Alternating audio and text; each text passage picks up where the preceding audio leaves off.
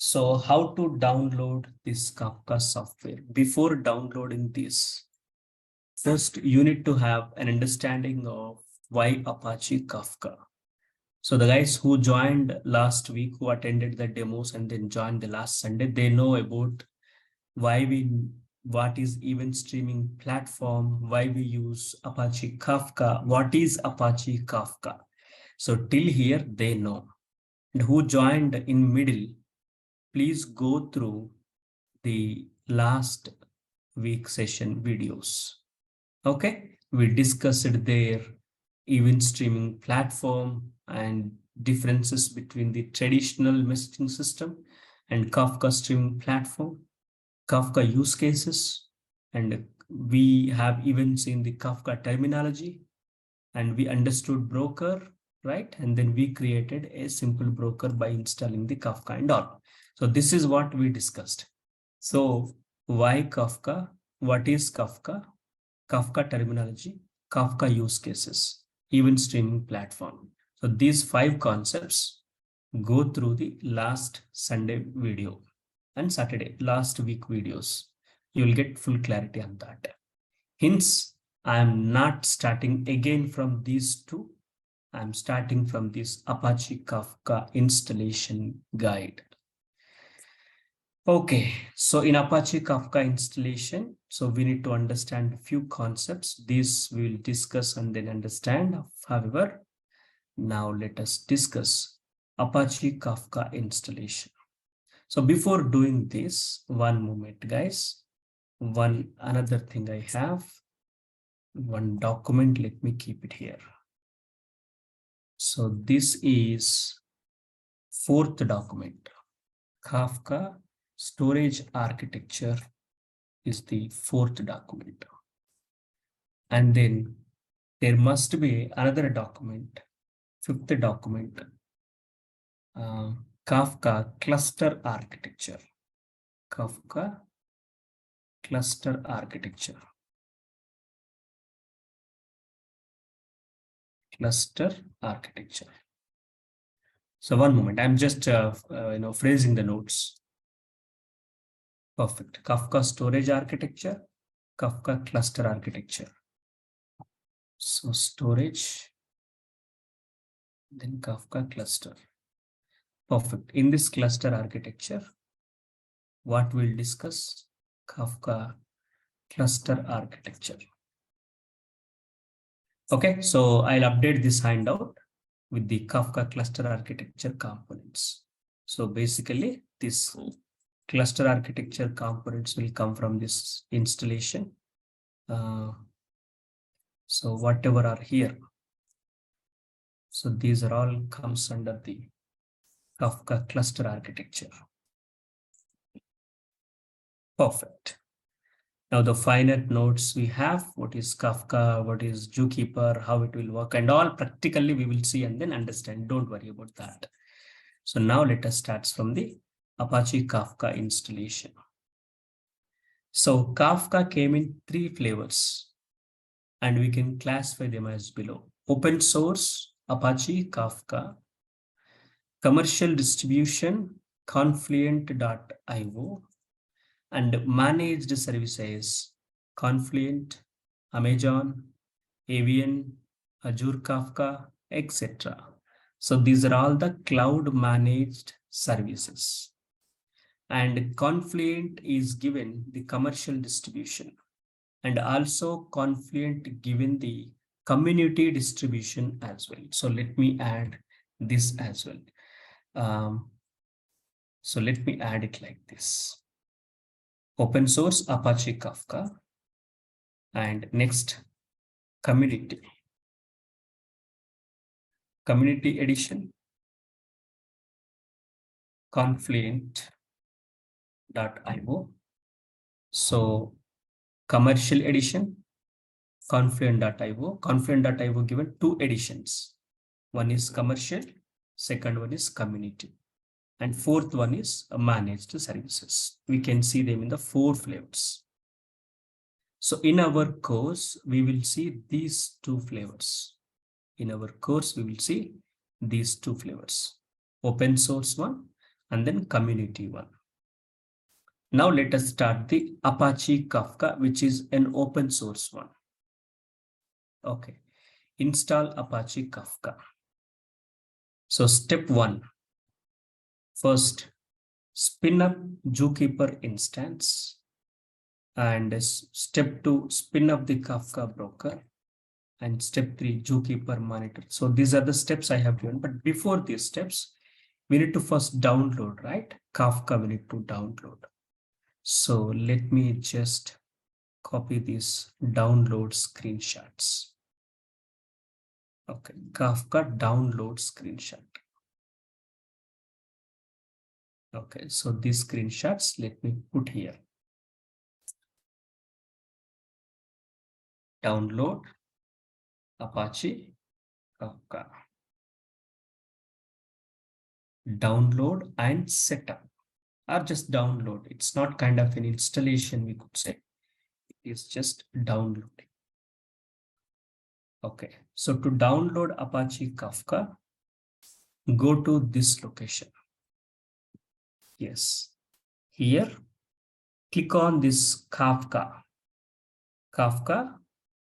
And once we click on this, the tar file will be download for us. Once we click on this, tar file will be download for us. In this, let me take 2.12, 3.4.0. So let me take this today's screenshot. So this is what the Kafka, and let me take the as on today's screenshot. My bad. So just let me get it. Click on this one. Click on this one. Go to the site and then click on this one. So when we click on this, it will start download. So when we click on this, it will start downloading the Kafka tar file for us. So when we click on this, it will start download Kafka tar file. So this is the older link. So step 2. When we click on the above link, above link highlighted, it will start downloading the Kafka tar file as shown below. Right? So this is what. Step 1, go to here and then click on that download the Kafka tar. Kafka implemented using Scala. It will use the Scala. So we don't need to do anything. Just bundle and then come. Now, once it installed, step 3. Once it installed. 2.1.3 latest version in that Scala. 2. Yes, Scala version is 2.12.3 is the Scala version. And sorry, 2.12 is the Scala version. Kafka version is 3.4.0. Kafka is 3.4.0. Scala is 2.1, 2.1.2. There is 2.1.13 as well, but we'll go with this 2.1.12, which is the stable one, but they are suggesting, recommending. So we build up multiple versions of Scala. This only matters if you are using Scala and you want a version built for the same Scala version you use. Otherwise, only any version should work. This 13 is the recommended is said. Yeah, we can click on this 13 and then take it. No problem. It's not a big deal. Either the thing we can take it. So once we download this, okay, step 3. Once the download of the tar file completed, extract it in, copy and extract it in C drive if it is Windows. Extract it in C drive if it is in Windows. Yes, I have given a separate link for Mac. So just go and then check in the classroom. Yes, Mac, there will be separate link to download. Once it downloaded, then the things are common. So the binary package is same for the Mac and as well as the Windows, but the downloading way is different. So how to download, I already have given in the classroom. Just go and then get that link. That's it. Downloading process is only different for Kafka and sorry, different for Windows, Linux, Mac and all. But once the download is completed, whatever the zip file of the Kafka we will get, that is common for each and every operating system. Okay, so once we downloaded this, right, in the downloads, once we downloaded this, so copy this into the C location. Let me go to installation. Yeah. So this is what downloaded, right? So copy into C drive. So let's say we can see this. Let me keep this screenshot here. Don't think like we are wasting the time. This is helpful for you if we prepare this note step by step, because last week, most of the folks asked me the steps related to the installation, and also they were faced the issues in starting the Kafka, meaning the zookeeper, broker and all. Don't worry. So I'll explain again one more time. So once the download of the tar file is completed, as shown above, copy and extract it in the C drive. So copy this, go to C. Let me delete whatever I have. Let me go to C drive.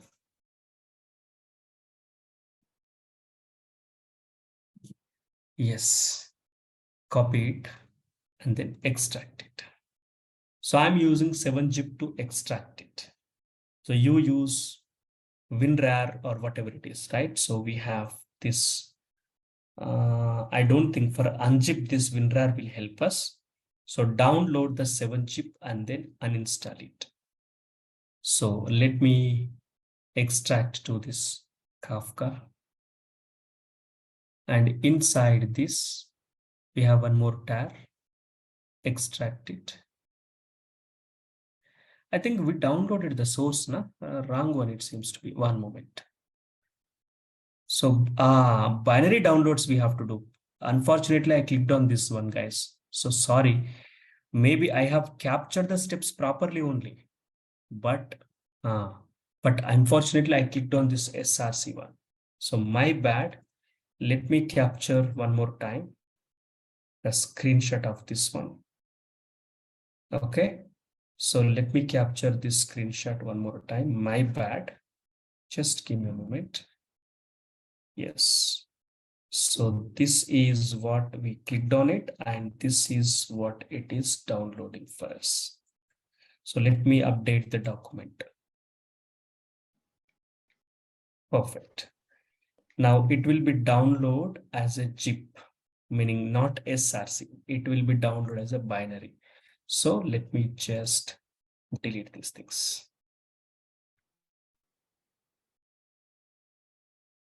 So what is the difference between these two, sir? That is source code. That is the executable one. This is the Oh, executable. This is source code. Okay. Now we can see the downloaded one here. So Apache Kafka. So we can see in the downloads. So download is completed. So we can see it in the downloads. Or else we can go to we can change it to details. Yes. So you can see this one. It is a TZ file. So we can see the download as below. Perfect. Now step 3, once the download of the tar file is completed as shown above, copy it to the C drive. Right. We don't need both. Just delete this one. We only need this tar one. So go to C drive. Okay. Now copy it and then extract it. Extracted. Date modified. So extracted. Once extracted. Okay. So let me just take these 2 screenshots. Copy it and then extract it. Step 3. Step 4. So once extraction of the zip is done, once extraction of the tar is done using the 7-zip software or any,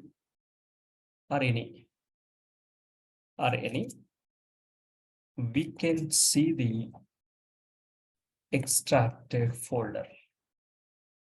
Now go inside in it, and we can see one more zip file as shown below. So go here, sorry, one more tar file we can see as shown below and then extract it. Sir, just one doubt here, sir. Hmm. I downloaded this tar file, sir, and I extracted it through the WinRR area. Hmm. Then Hmm. I cannot see the second tar file, sir. Directly, I can see the bin config libs this folder directly. That's fine. If that is okay, that's good actually. I'm using this one, so that's the reason I can see this one. Maybe different softwares will extract in different way, isn't it? So that's okay. Okay. If the WinRAR is doing fine directly, that's fine. That's fine. Okay, sir. No issues, nothing. No Right. issues, no issues. We need this one finally. No issues. Yeah. So now we can see. So now we can see the. Okay. So now we can see the actual extracted the Kafka binaries as shown below. So these are what the actual extracted required binaries for us. So now what we need to do, these binaries are important for us. So what we can do, these binaries, we can copy it outside. That's it. So copy these binaries it outside. Now all will override and then we can see directly here. Okay. So done. This is what setup is done. Okay. So download and then setup is done. Any questions in this setup? Any questions in this setup? No, right? I think we are good, isn't it? Sir, we can see the Kafka version from command prompt. Just verify that. We can see it. So in order to see that, first we need to go to, okay. So this is just what we have downloaded it. That's it. So now directly we can't use the commands. So we have to use what? These Windows commands. So this Windows commands we have to see. So in order to see the Kafka space version, we don't have Kafka related Kafka space. In order to use that, we don't have the Kafka bat file. Rather, we have the various other bat files, right? So Kafka config, Kafka ACL, broker API versions. So different bat files we have. So it's not like in the bin. See, all we have the SH files. So Mac users, Linux users work with these SH files. Windows users should have to work with these files. So if we want to do anything, we have to first come to here and then open a CMD. And here If we type Kafka, it won't recognize because we don't have any bat file, which is just a Kafka.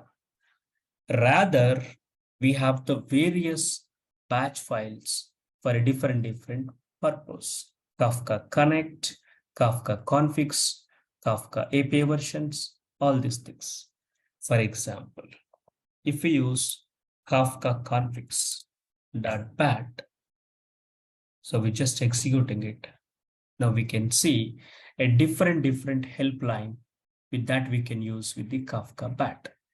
So add configuration and you can see describe, broker list, describe. So we have different, but directly we don't see like Kafka space version. See, it's not there. Yeah, here we have. So we have to use, in order to know the version, we have to use it with the bat file. So this is the bat file and we have to say hyphen version. Now it is printing Kafka version. So let me just take this screenshot. So once the installation is done, we can check the Kafka version using this command. Yeah. So once this is what step what? Step 3, step 4, step 5. Step 5. So once the setup done, once the installation, not setup, once the download and install setup done, we can see the version of the Kafka using the below command. Got it? Kafka configs.bat space hyphen version. So one more thing we can check. What is that? So rather than coming here, what we can do, we can set a class path till here, right? Till this directory, we can set an environment variable, isn't it? So if we can do that, what we have to do? First, let us set the Kafka home.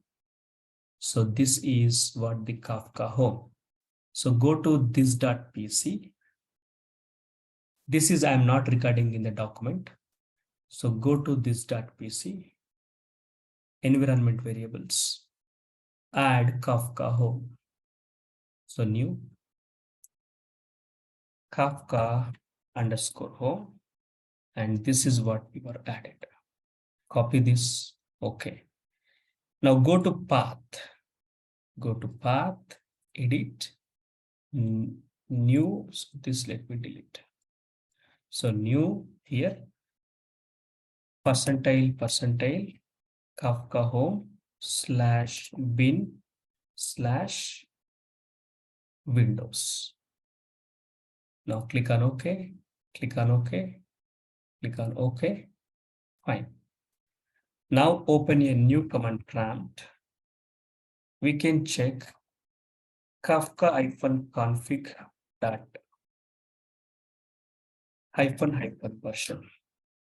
So it is not recognized actually, because these are all not inside the bin directory. So I think directly we can't use them like this, because in the C users and this directory, we don't have this Kafka -config. Definitely we must have to go to the respective location and then we can execute it. So let me try to go here like Kafka underscore home /bin/Windows, then slash, let us use Kafka -config.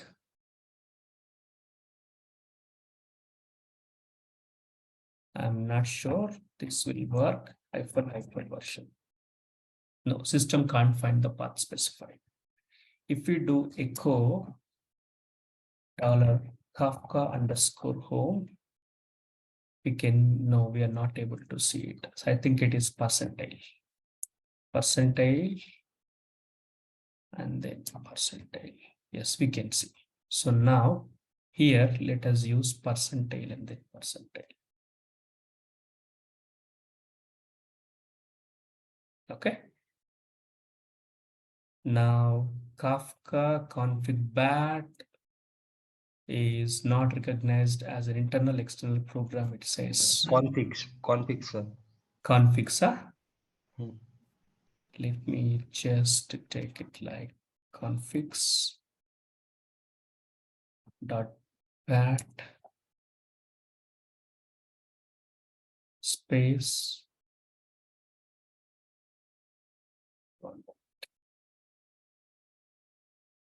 version. Excellent. Now we got. So what we can do, we can prepare a batch files of ourselves with this notation, and then we can use those batch files. For example, let me open one more CMD. Let me go to D drive. Okay. Probably in D drive, let me go to my trainings. I want to execute this Kafka version from there. Let me try it out. Copy, paste. Perfect. We now be able to see. So what we will do is, let us create the bat files to check the version, to create the topic, to create the producer, all those things. Let us create this batch files. Okay. So like this we can do. Mac also you can set the path, right? So same path you can set. I think in the Mac you can set the path using the usually how we will set in the Mac. Actually, I have not used Mac. Yeah, so maybe anyone is there, you can suggest. Akhil is suggesting ZSHRC, I believe. So just use it. However, now let me close these all command prompts. Done. So we have done. And one more thing also I have to check. That is Kafka -configs .bat space version. Oh, superb. It is giving actually, because we have done the path setup, right? So that is the reason it is giving. Fine. So what I'll do is, let me go to some D drive. Sir, small question, sir. Actually, I forget what we mentioned in the path, sir. Up to bin I'll directory. showcase. I'll showcase. I'll showcase. Just let me check this and then I'll showcase. So Kafka -configs space -- version. Excellent. It is coming. So what we have done, let me also note it down here. So done. Now this is what installation steps. Step 1, step 2, step 3, step 4. And step 5. And now step 6. Step 6. Set up Kafka as an environment variable. Okay. For that, what we need to do, set up Kafka _home env variable as shown below. Okay, so for that, go to this PC properties. I know most of you know about this environment variables. Directly, I can show you that environment variable. So this is what we need to set up. One moment, guys. One moment.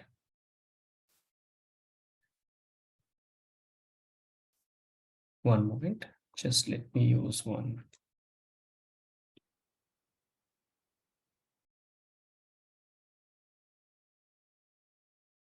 This entire screenshot, let me take.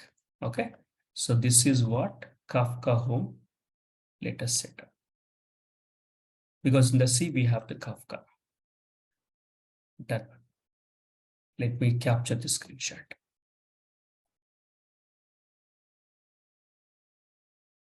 Right? advanced environment variables. I think everyone know how to go to advanced environment variables, right? So, and this is one. Next, set up the Kafka underscore home in the path directory as shown below. So once this is done, okay, then what we can do? Click on OK. Then go to path, edit. Here we have to add it like this.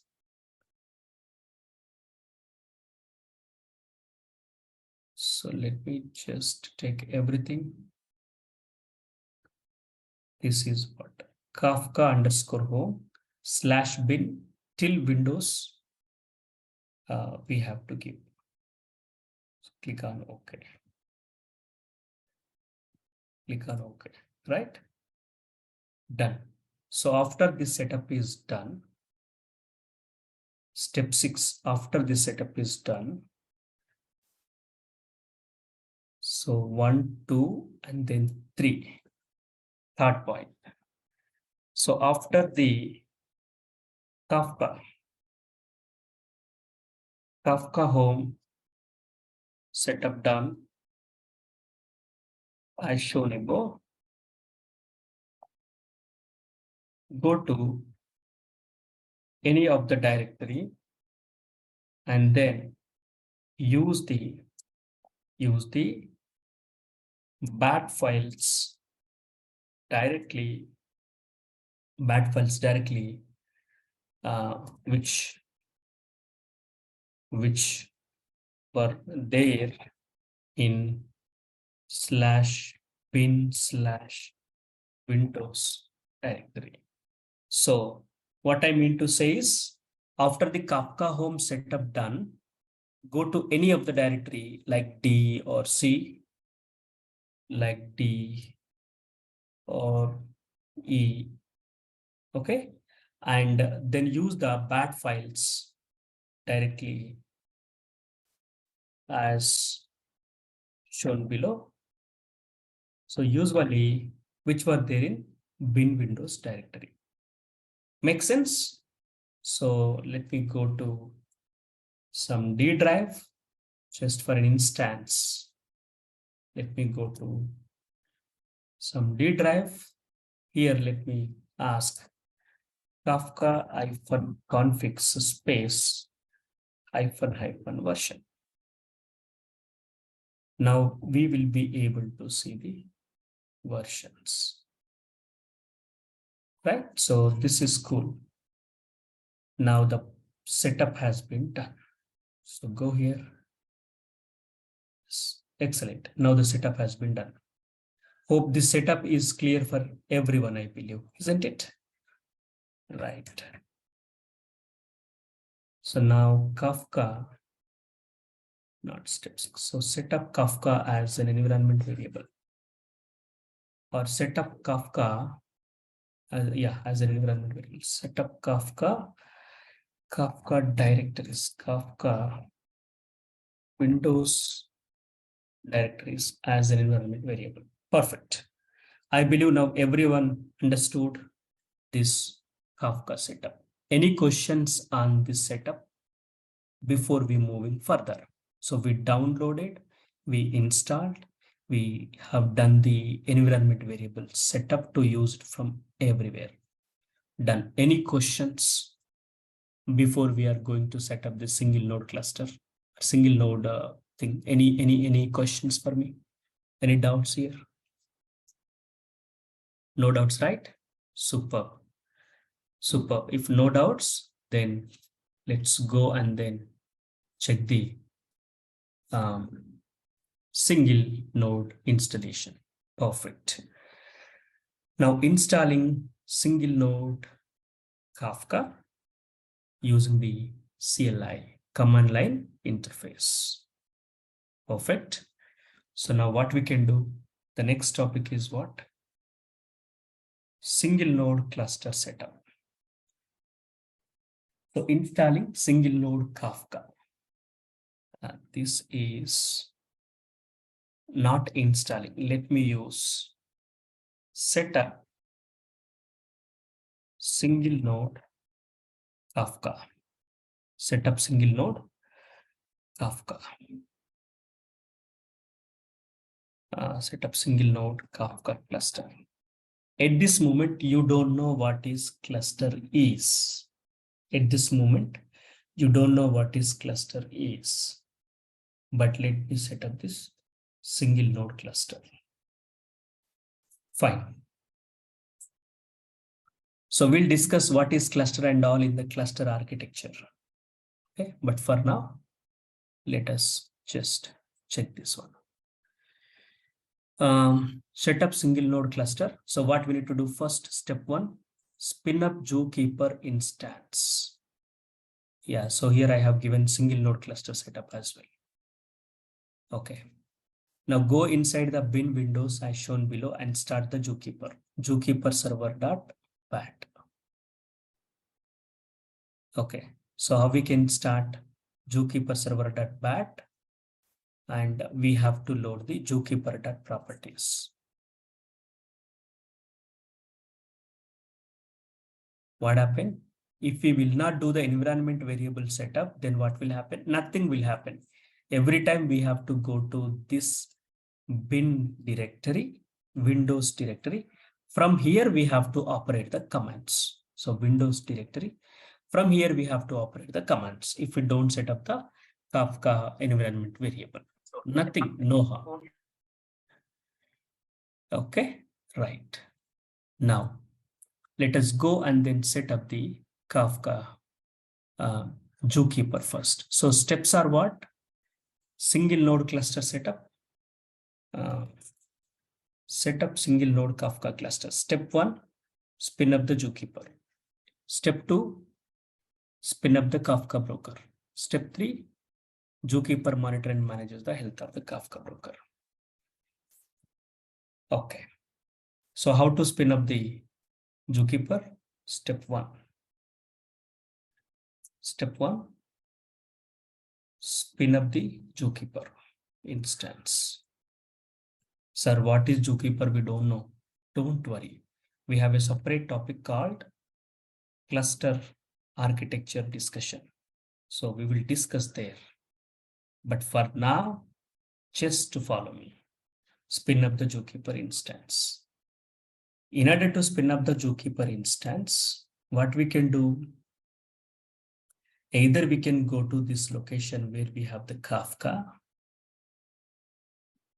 right? Go to bin, go to Windows, and here we have the zookeeper server -start. Okay, so this we need to run. We have to either go till here and then this we need to run. If there will be no environment variable setup. If there will be environment variable setup, no need to do this. So go and then run here. If environment variable setup has been done, then let me just minimize this. Perfect, na? Okay. Then if one more condition here, if Kafka home setup done, then directly go to Kafka directory, Kafka home directory,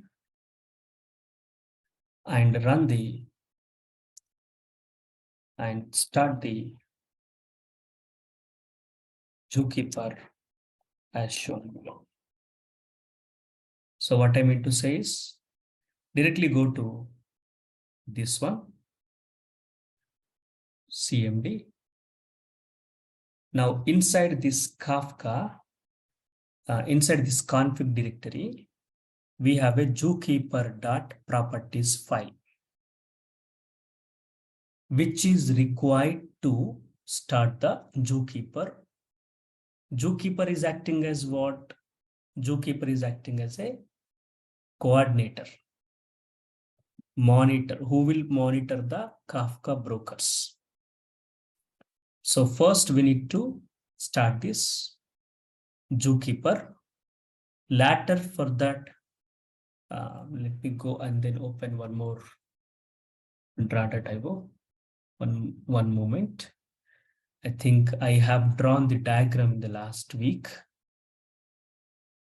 So let me go and then find it out if perfect. Now see this, zookeeper is the coordinator. Who will coordinate? Who should have to start first? And to start this zookeeper requires the zookeeper dot properties file.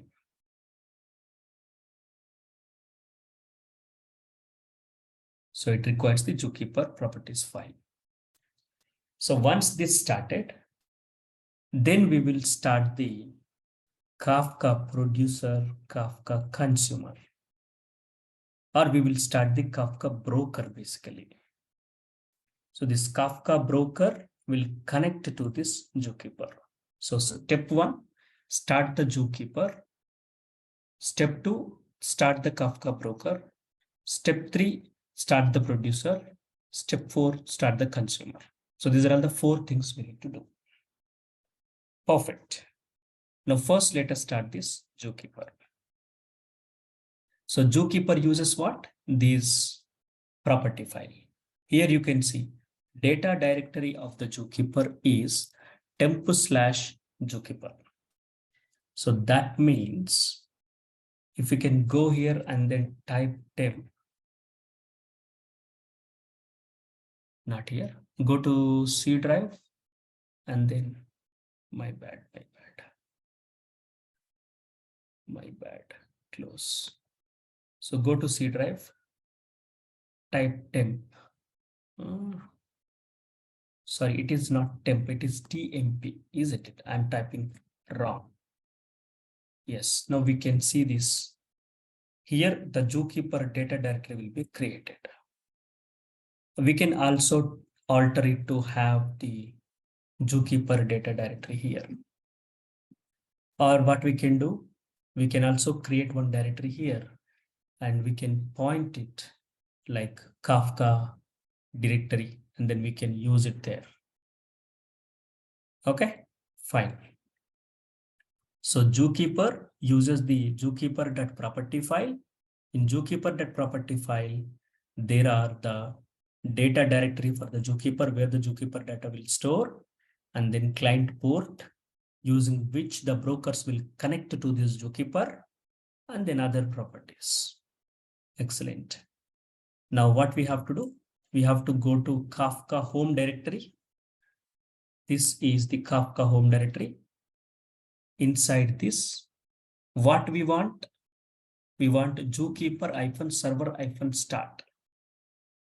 So zookeeper-server-start, right? And then what we need to load? We need to load the zookeeper.property file. So where is the zookeeper.property file? It is under config. So config/zookeepers. So we have to go to this config and then give this zookeeper.property file.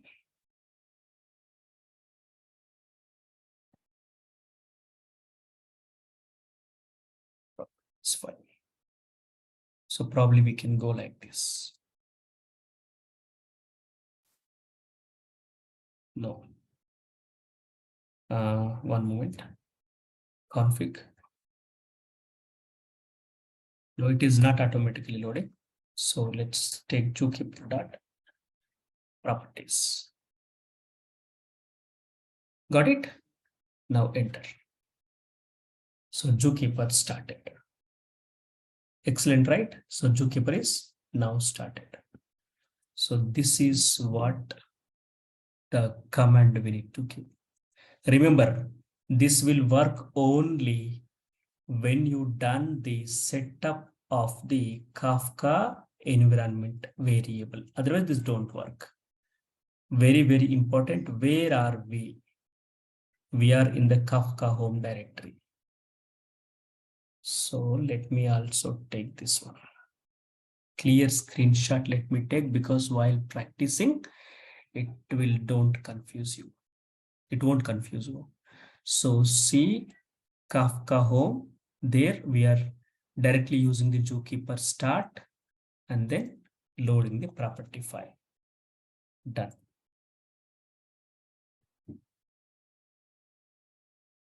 Done. So this is what.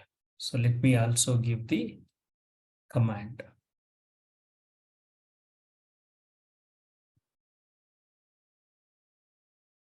Perfect. Huh? So one space. So this is the property file. And this is the bat file.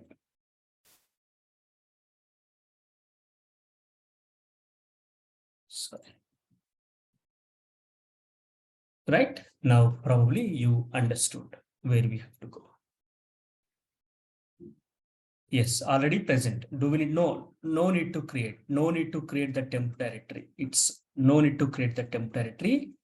The zookeeper.property file is looking for this temp directory. If it will there inside that TMP, it will create the zookeeper data directory. Otherwise, it will create the temp directory and then inside that it will create this zookeeper directory. We no need to do any extra step here. Okay. So once the zookeeper, once the zookeeper server started, we can see the zookeeper data directory, zookeeper data directory in slash temp slash zookeeper directory. So in slash temp slash zookeeper directory as shown below. Perfect. Now what we can do, go to this temp directory, go back to C, we can see this zookeeper. Perfect. So in C, we can see this zookeeper directory created. Okay, once the zookeeper is started, then we can see the zookeeper data directory here in this location. Okay, this directory is creating in the slash temp location, because in the zookeeper dot properties file, it has been configured as shown below. Okay, so let me go here and now take a screenshot of this zookeeper dot properties.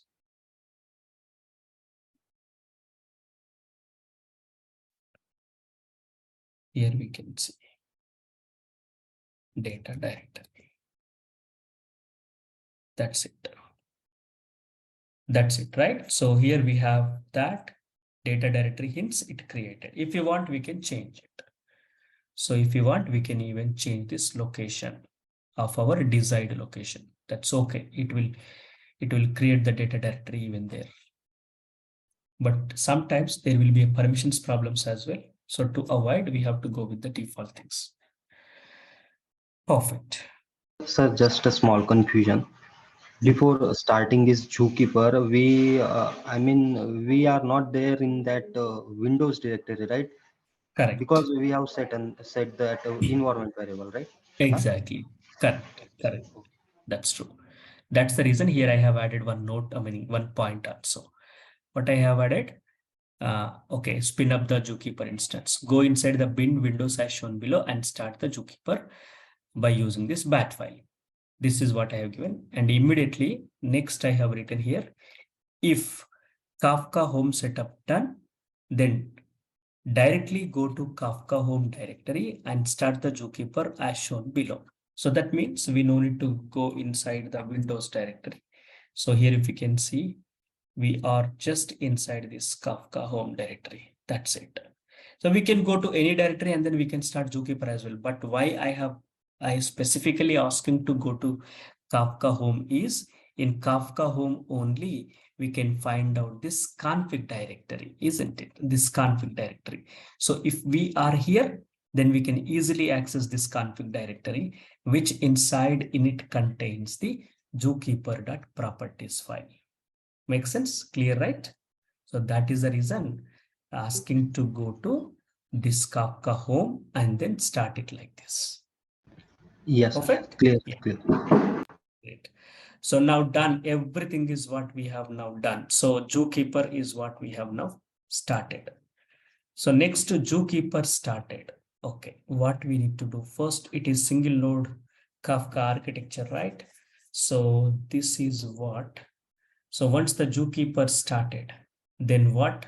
We have to start the Kafka server, which we called it as a broker. So about the broker, we will discuss in our Kafka cluster architecture separate session we will discuss. So, but by that time, just bear with me to complete the necessary topics before going there. So set up the Kafka broker. So how to set up the Kafka broker? To set up the Kafka broker, we have to run Kafka server-start.bat, then server.properties. Okay. So to set up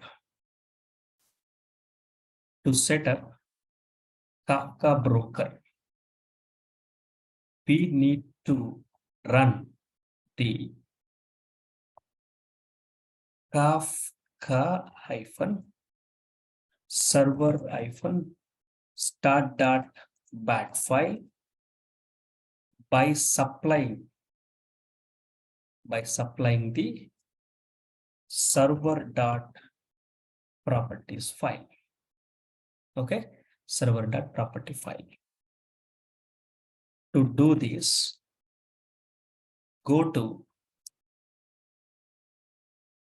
Kafka home directory and issue the below command. Okay, now what we can do? We have to go one more time to Kafka directory. And then we can go here, Kafka directory. Here we can use the bin file called Kafka server-start, which requires the config slash, one moment guys, I'm here, right? So where I'm here. So I'm here. So what I can do now, Kafka-server-start, then go inside the config and then use server.properties. Enter. Now Kafka server also started. This Kafka server is called as a broker. So why we call it as a broker, I'll explain in coming up sessions. Don't confuse here and don't make any other assumptions. So Kafka server bat file we are using, right? So this Kafka server bat file, meaning the Kafka server itself is called as what? The broker. So there is definitely a lot of meaning for the word called broker. So I'll explain that meaning going forward, but let me first set up this to give you the clarity on few concepts before starting the Kafka architecture, cluster architecture discussion. Fine. So this is the command we can use. Okay. Perfect. Perfect. I think if I can cut it from here and then paste it here, that will be helpful. So we can see this. You guys can see the screenshot and then understand. Now Kafka server started. Isn't it? Kafka server started. So either this command or that command. So let me give the two commands. Either this command or this command. Isn't it? So let me just. So either use this command or use this command. Okay. If the Kafka home setup is done, go for this command. Kafka home setup not done, go for this one. Perfect. Huh? So let me just change its color. So don't think like, I'm wasting the time and all, but this is very important. So go here and then just here also, this is one part and that is another part. So just format this and go here. Just format this. Done. Okay. So the Kafka server started, we can see broker started. That broker started details we can see as shown below. Perfect. Done. Now, how many zookeeper we started? Only one. How many brokers we started? Only one. So now let's see what is there inside this server.property file. So go to this config, open this server.property file. Now this contains broker ID. So by default, the Apache Kafka server that we are starting is considered as the broker one, meaning index is starting from 0. We can say broker 0 or broker 1 we can say. So first broker it is. And then see this, the broker is listenable on the port number 9092. If you don't enable this even, by default, this broker is listenable on the 9092. Then there are other properties which we will discuss, and this is very important. Log directories. So when we started the broker, then in the temp directory, there is a Kafka logs directory is created. So that means the broker related logs we can see here in the temp directory. Now see here. Right. So here we can see the Kafka logs. This is what the broker directory. So these points let us note down in our notes.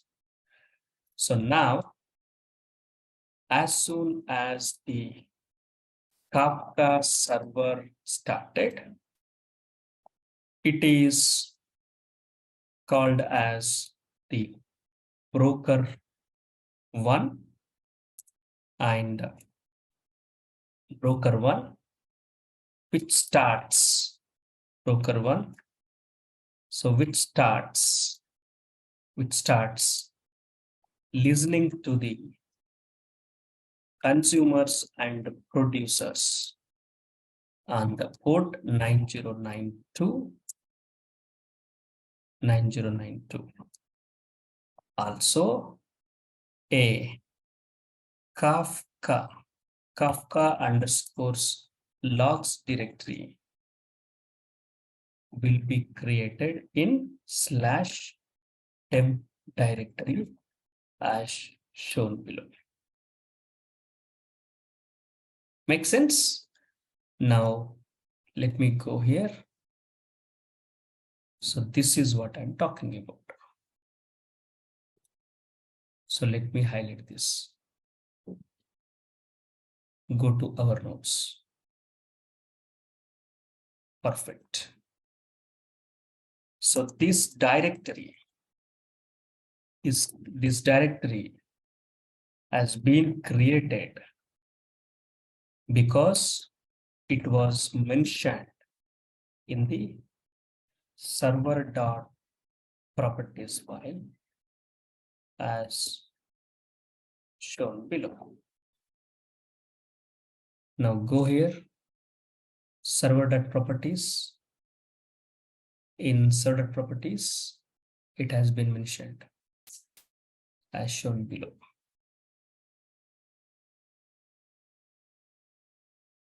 Also, this will be treated as the first broker or broker one because of the broker ID configured in server dot properties as shown below. This one.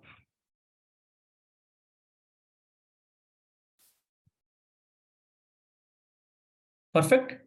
Hope you got all the meaning of it. Right? Hope you got all the meaning of it. Excellent. So now we have done the Kafka cluster setup. Done.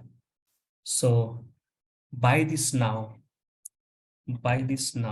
we completed. By this now, we completed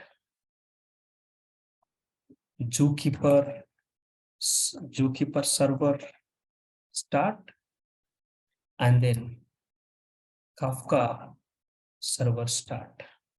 Hence, as only one broker started and connected to Zookeeper, we can say it as the single node cluster. Make sense? So by now we completed this. So that's the reason we can say it as single node cluster. Done. So let me capture this diagram. So let me capture this diagram in the notes. So now to test this cluster setup, we need a topic inside the broker, and we need the producer and consumers. What is topic and all? Don't worry, I'll explain. There is a separate topic called storage architecture.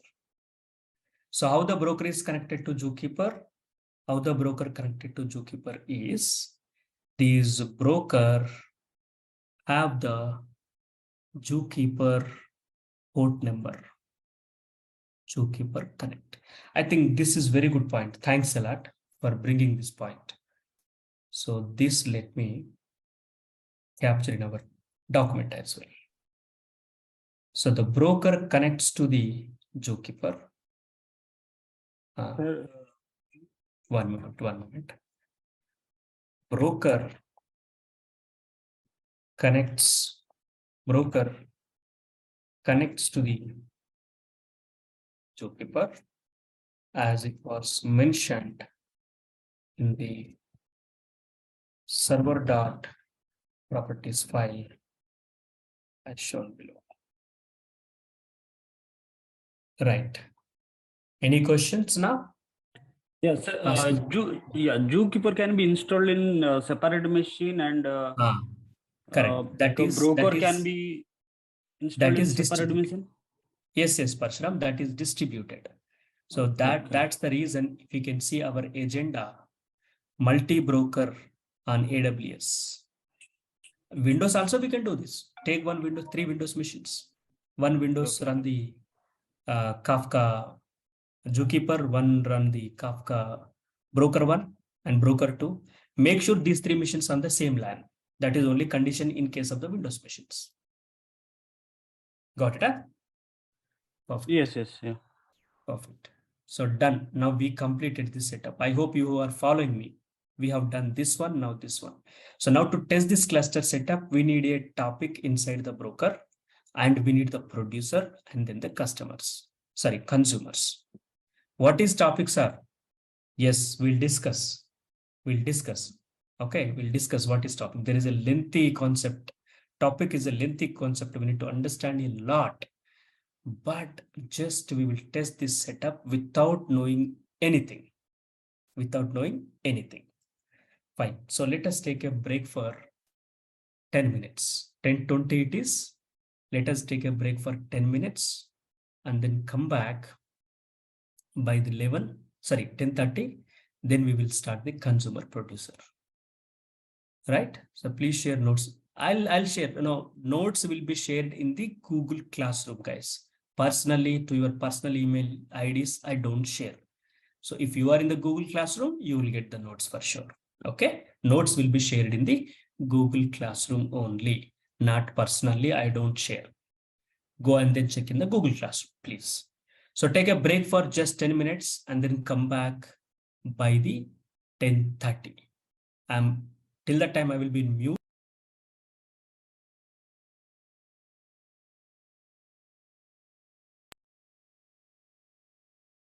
Yeah.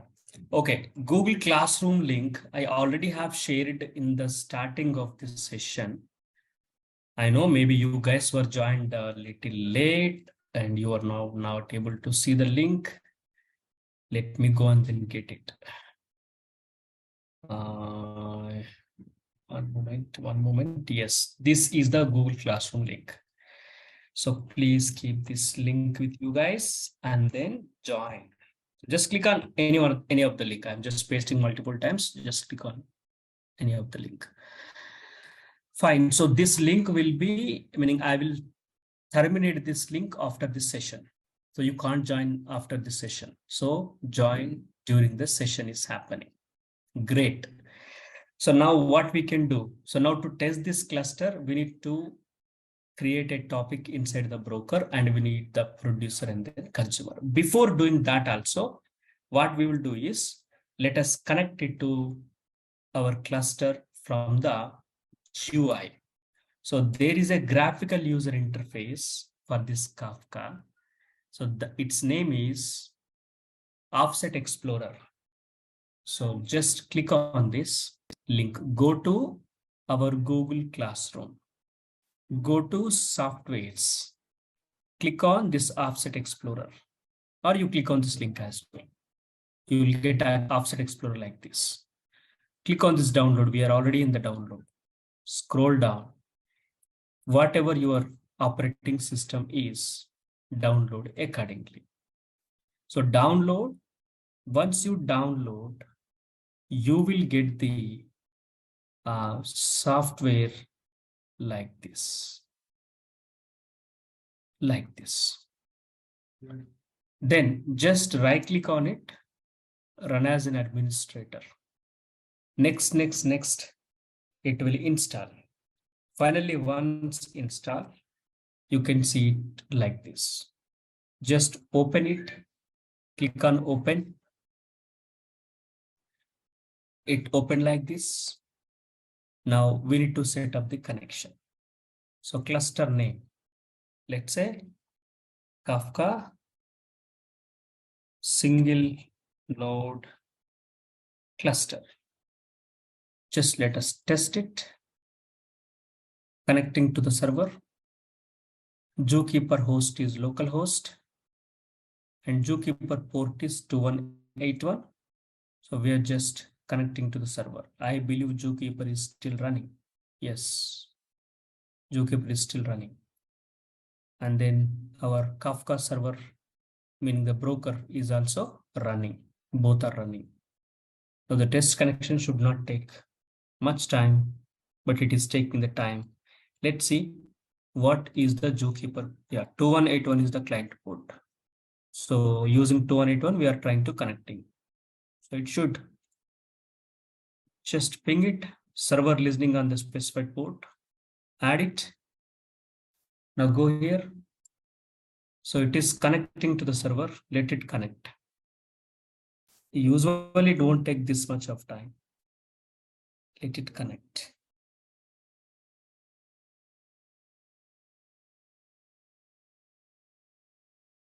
Let it connect.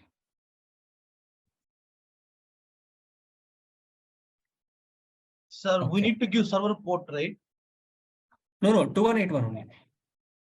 2181 Zookeeper, server 90909291 something is there, right?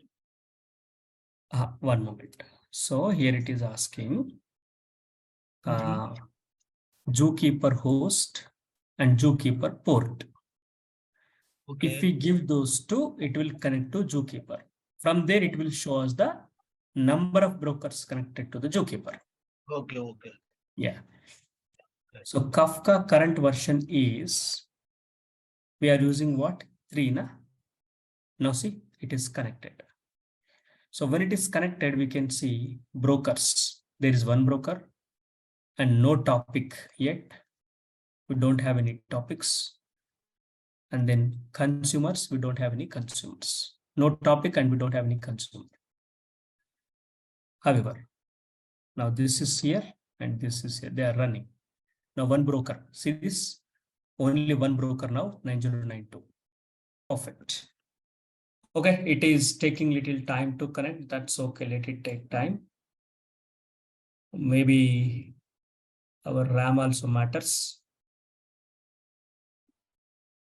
Just let me close all these windows, which are not required for me. And what we are now discussing, let me keep only those documents. Not all these documents. Close and close. Perfect. Now go here.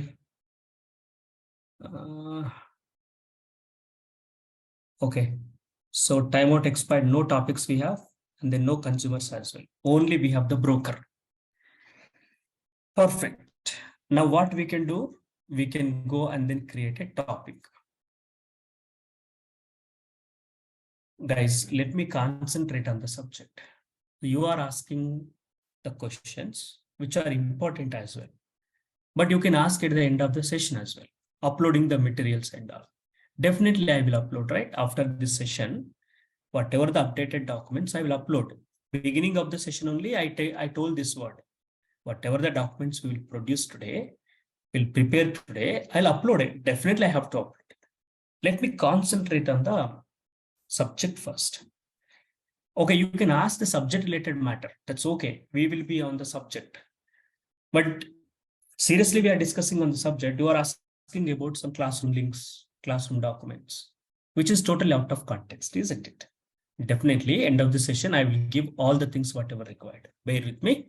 I definitely provide all those things. Perfect. Right now, we don't have no topic, no consumer. Only we have right now only one broker and then one cluster we have set up, one Zookeeper and then one broker. Perfect. Now what we will do, in order to test this, let us create a topic. So how to create the topic? So the next step is creation of the topic. So we have done the single node cluster setup. In this, spin up the Zookeeper instances and then set up the Kafka broker. And then the step three is create a topic. Sir, what is topic? Topic is just a logical name, but for your understanding or for our understanding, we can consider topic as a database table. As how the database table contains the records, similarly, the Kafka topic also contains the log files. Okay, so now whoever the producer producing the data, that producer data will be put into this topic. And the consumers can connect to this topic and then get that data back. So topic is performing three responsibilities. Number one, receiving the messages from the producer and acknowledge the producer. Point one. Point two, this will store the message, the topic will store the message inside in it for a maximum of a week till the, to get the data available to the consumer. Point 3, topic will give the data to the consumer when the consumer will request it. So these 3, the topic is doing. It is just like a logical name, database table, we can understand. Okay, now what we will do, first let us create the topic.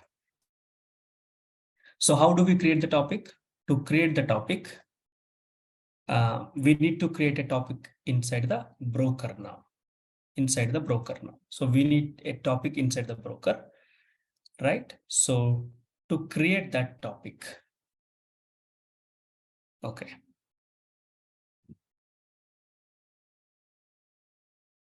Topic is create the topic. So we need a topic inside the broker. So to create the topic, we need the topic inside a broker. So to create the topic, use the below command. Carefully observe. From here we are going into the slowly topics, meaning concept. So concentrate, please concentrate. So what we will use? Kafka topics dot bat -- bootstrap - server localhost :9092. This is what the broker. This is what the broker details we are giving as a bootstrap server. There is a lot of meaning for this one. In agenda, if you can see in the cluster architecture, I have written one sentence, controller. So here, whatever the Kafka broker, the first Kafka broker is there, na? That first Kafka broker is acting as a controller or leader. So Zookeeper, when multiple brokers are connecting to the Zookeeper, right? So go here. So this is one broker.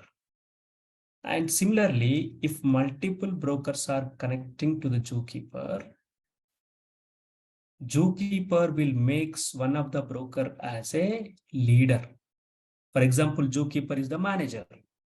And you are all along with me is the team. So manager might be made me as a team lead. Or manager might be made one of you as a team lead. So we are all teammates, but one of you must be a team lead to support the manager to deal with the technical activities. Similarly, Zookeeper will monitor and then manages the cluster, where cluster contains the brokers. In that brokers, one broker will be elected as a master in a sense, leader. One broker will be elected as a leader. And the Zookeeper will monitor that leader, whereas get the information of the other brokers from the leader. So that is the reason we always have to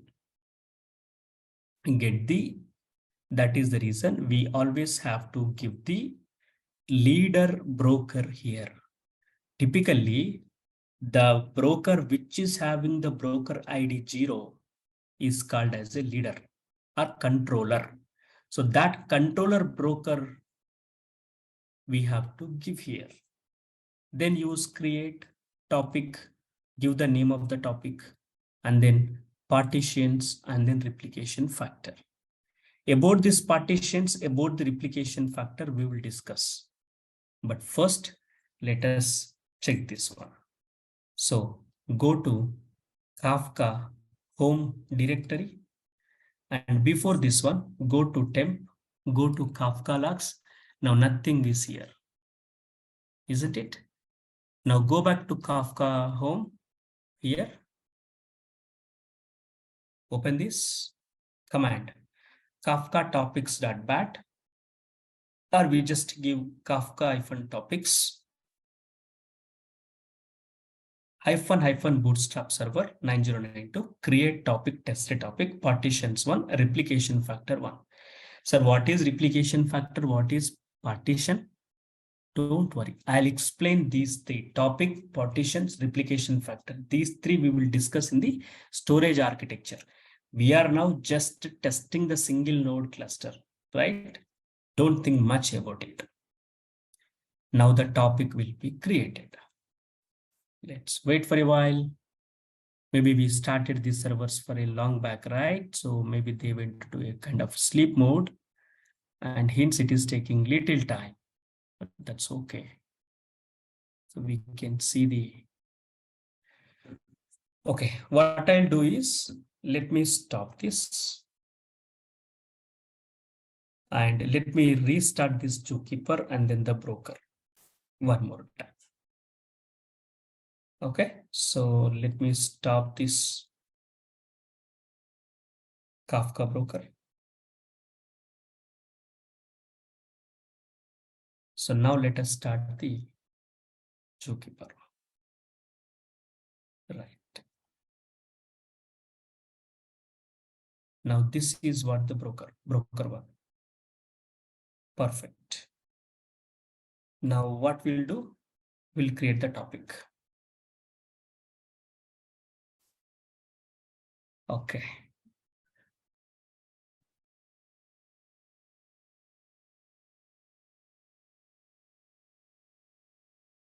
One moment, guys. Let us terminate. Let me restart this broker once, because broker is taking a time. This broker, let me restart. Even I press Control C, it's not taking. So what I will do, let me go here and then start the Kafka broker. So what is the command? Kafka -server -start, then config/server.properties. That's it. Now the Kafka server will start. Excellent. It did started now. So once it start, obviously it will connect to this cluster, meaning broker, I mean to say. So just let us do a refresh.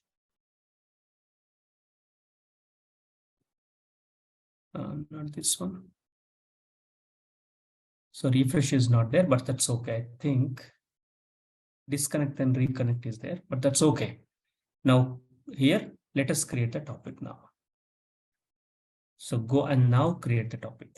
I think it will be done very fast. Yes, now created the topic.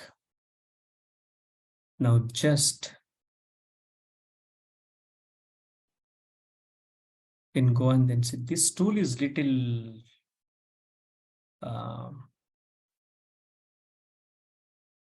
slow, it seems to be. See, let me close this.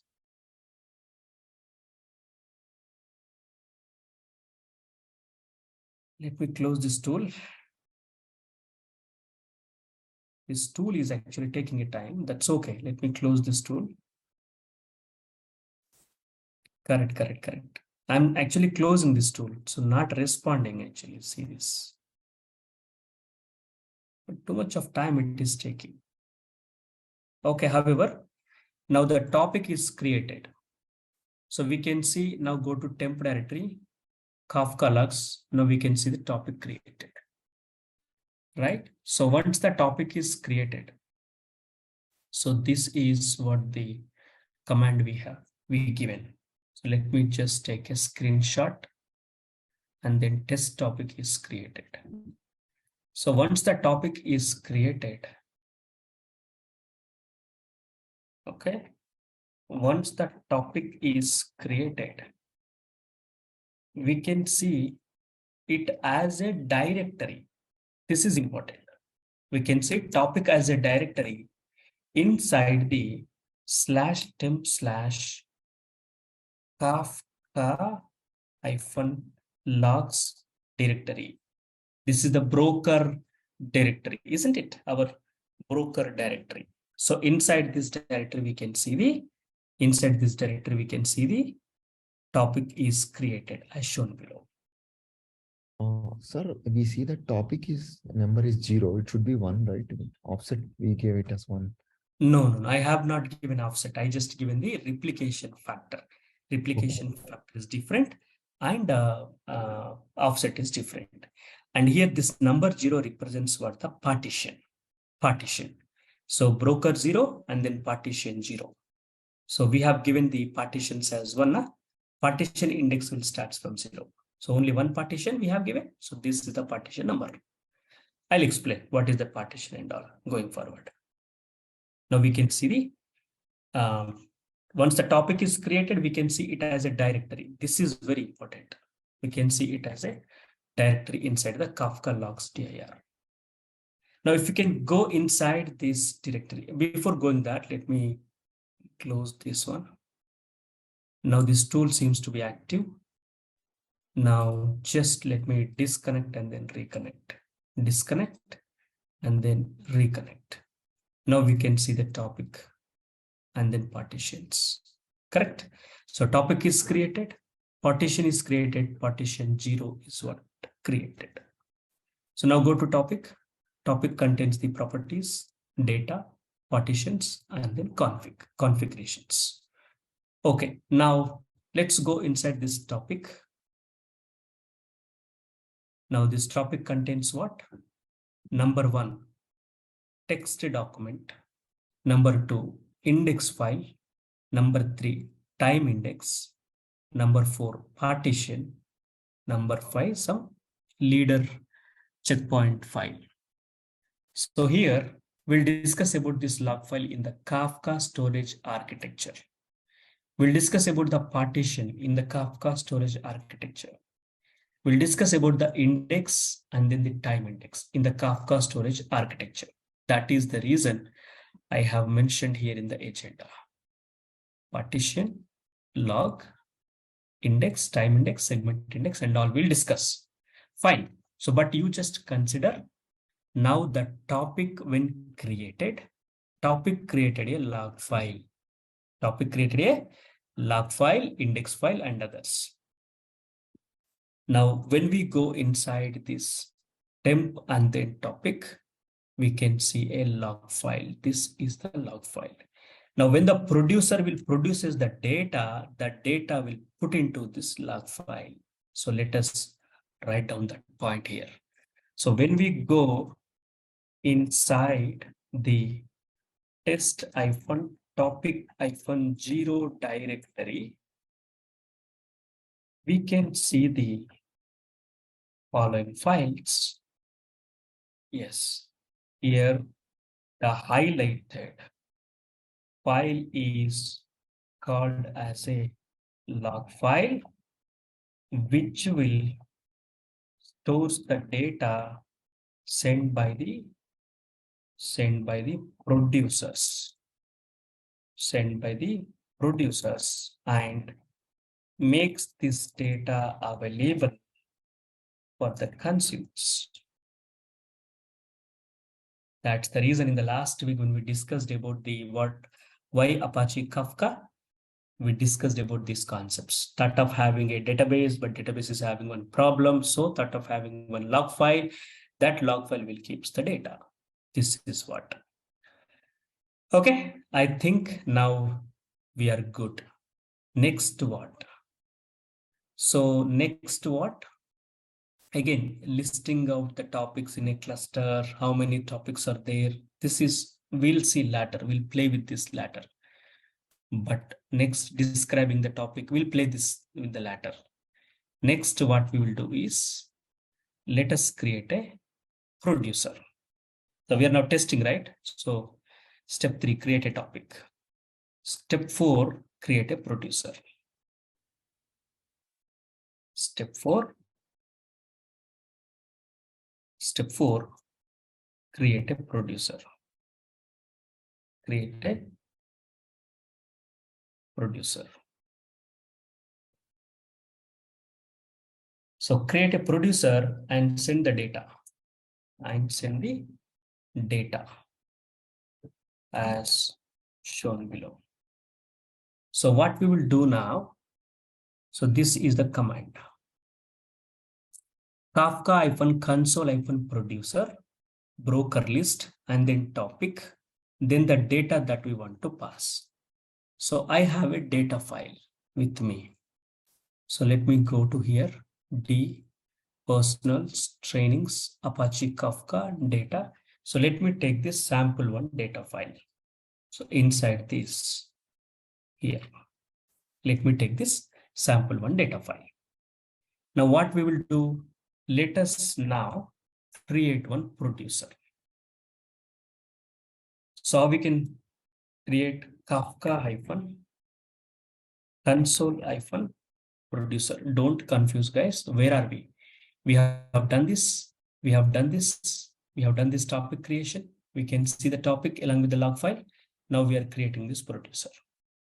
So Kafka console producer bootstrap server. I think let me go and then see this command. Not bootstrap server because brokers. So let's say broker list. In that broker list, what is the controller broker? So to that controller broker, let us send the data, and that controller broker having the topic that is test-topic. To this test topic, let us send the data sample1.csv. Done. Now, yes, we send the data. Now, when we send the data, just go back and then go here. Timed index is now filled, and then this is now not having, my bad guys. One moment. Yes, hyphen topic, test topic, and then we send the data. Perfect. Now let's go here. And we have now sent the data. Now see, 185 KB data is reached here. Okay. So let me just go here and then find out. Create a producer. So this is the command. Go to this document. Go to this document. Yes. Let us keep this command here. Okay, sample1.csv. And here, let us take the screenshot of this one. So once the producer produces the data to the topic, once the producer produces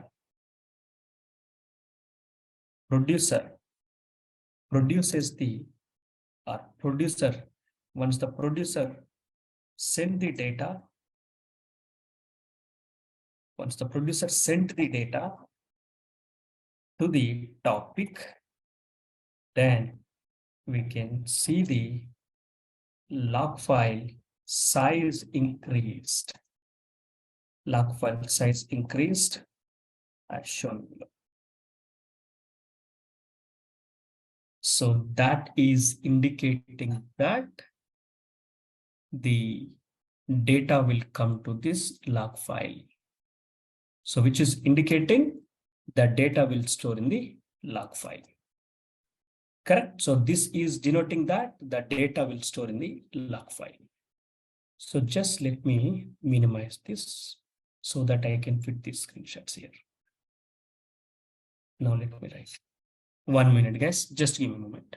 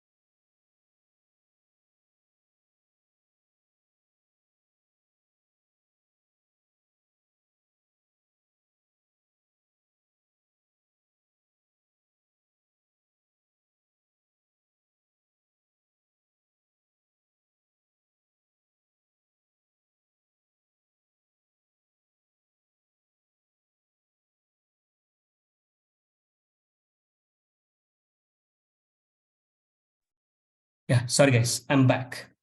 So this is indicating, that the data produced by the producer is storing in the log file, at the uh, topic of the broker. Perfect. Now we can also see this one. We can also see this data. Okay, how we can see? Okay, first of all, go here. Go to this data. I think again we have to see this newest. No data, right? I think I have to disconnect and then reconnect. There is no refresh option, it seems to be. Now go to topics, go to here, go to partition, go to data. No, no data it is showing. Go to topic. Yeah, you can see this is the data, right? So how many records we have? So partition 0, offset 1857, a total of we have 1857 offsets. Now go to the file size. How many we have? Go to this Kafka sample. Open this. So we have 19.1907 records. So forget about this offsets. We'll discuss about this offsets maybe the latter, but you can see the offsets here. 1857 offsets created. So we'll discuss about these offsets maybe going forward, but these are all the offsets created. So our latest data we can see, but the data somehow it is came here for us. But this data is not the data, meaning we are not able to see the exact data what we have sent, isn't it here? So it is just showing these values and all, right? Headers and all. Go to partition, now run it. Here also the same, offset and then key and then value. Don't confuse, I think we are going very in depth, but don't confuse. What I mean to say is we can see the data in the topic, whatever we got, we can see it only with the Kafka. There is a component called Kafka log dump log. With this one only we can see the data, but we can't see the data in other way. So the data, whatever the producer sends, that is fully encrypted and we can't see it actually. So we can see it using the dump log only. So in order to see this, I have a command. Just let me take this one 1 minute. Sir, in the producer, we saw there are 1900 records. Correct. But in the topic, we are able to see only 1800 records only. Not records, offsets. Okay. Offset, offset record. Offset is different, record is different. Okay. So that is the difference in the, records, right? Correct. We'll discuss, not records. Don't use the word called record because it is difference in the offset. I'll explain that. So first we will see the data using this Kafka dump log. So dump log, and what is the log file? Let us see. So go to here, go to temp directory, Kafka logs, topic. Here we have the log file, right? So open a command prompt here and use Kafka dump logs. What is it? Kafka dump log. Kafka dump log. Then use this not index log file. I think we have to give one more also. Hyphen files we have to give. Okay, the command we gave wrong. Hyphen files. Perfect. Now see a total of base offset 1850, last offset 1906. So total of 1906 records we got. I think the same, I believe, as that of the CSV file. Go here, go to this Kafka, go to here, sorry, this sample one, open it, 1901 to 1907, 1 to 1907. Here we can see 1906 because the offset starting from the 0, meaning the so yeah, base offset is starting from 0 and base sequence is starting from 0. That is the reason you can see base offset contains 0 to 162. Then offset started from 163. It contains 325 records. Then again offset started 326. I'll explain with about this offset and then how the message is storing in the log file. I'll explain this later and time very clearly, but don't confuse at this moment. I'm just showcasing you the log file data we can see only with the Kafka dump log utility. That is what my intention to tell you here, but not to discuss about these counts and then how the data is storing. But however, we can see completely the data is storing here. But about offset and all, I'll explain what is this offset and all. Right? But finally, we can see offset 1815 and then total records we got are 1906. How it is, I'll explain. This is not the time to do those things. Fine. So now we can see the data of the log file only with the Kafka dump log utility as shown below. Okay, so what is the command? This is what, while you are practicing, just to know,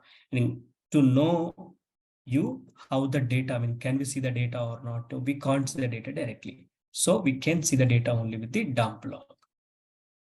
Perfect. That's it. This is what my intention.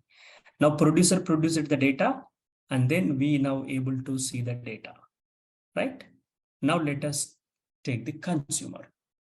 So which is step what? Step 4, create a topic is done. Now we require the consumer. Topic we have done. Yeah.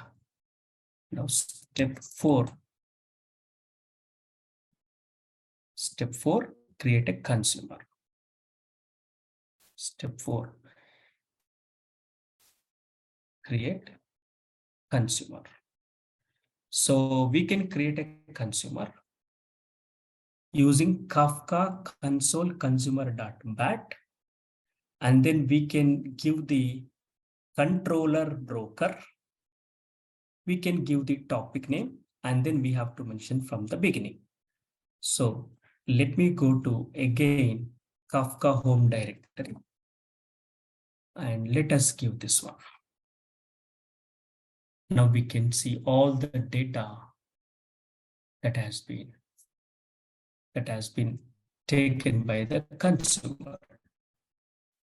Now see, total of 1907 messages processed by the consumer. Now the greatest question you will get, sir, consumer processed the data. Now the data will still there in the topic. Let us see that.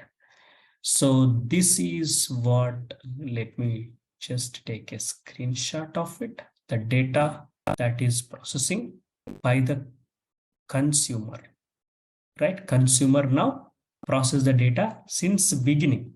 From the beginning, the consumer process the data. So just let me take a screenshot of it and just let us take this text note. Perfect. Here, this hyphen from beginning is very important. So this is very important because from the base offset, the data should have to be retrieved. And finally, total how many records are there? How much data produced by the producer? The total data now processed by the consumer. So we Sir, can see. just small doubt, sir. Sir, in the command, sir, we can see we are using hyphen bootstrap dot server, Correct. right, and localhost 9092. We use this to mark one of the broker as a team leader, right? No, no, no, no. So, Not to mark as a team leader. Not to Mhm. mark as a team leader. This is to indicate that consumer and producer are speaking through the team leader. So Oh. team leader election has been already done. When the brokers will connect to the zookeeper, then zookeeper will elect always the broker ID 0 as a team lead controller. So here we are mentioning the controller broker through which the producer and then consumer usually communicate. Got Okay. it? Yeah. Yes. Fine. So now we got the consumer. So this is completely about the single node cluster. That's all from this single node cluster. And there is a greatest doubt we have. What is that doubt? Sir, data now has been processed. Still we can see the data in the topic. Let us see. Let us see. Yeah, data is there. Now you may have one more question. Sir, data is there. Already consumer consumed it. Now we are keeping the data again. Then can't be a burden. Obviously it is a burden. But the data will be kept inside the topic for 7 days. After 7 days, automatically the data will be vanished. This is the difference between the traditional messaging system and then the Kafka messaging system. In traditional messaging system, the messages may or may not store at the broker side. But in the Kafka, the messages will be kept at least for a week of time. And then those get erased. So mean the time of this week of time, the brokers, mean the consumers can utilize this data. Whenever they want, they can ask the broker to give the data. Excellent. Single node cluster setup is done. And we now have seen the single node cluster setup. Sir, Any questions sir, now? sir, I just want to know, sir, how the broker is acknowledging to the producer that I have received the message? So for that, actually, when the, okay, so basically when the producer is producing the data, so producer is using the brokers. Let me go to that producer, this one. So this producer, right? So when the Kafka console producer, this is using the broker list, isn't it?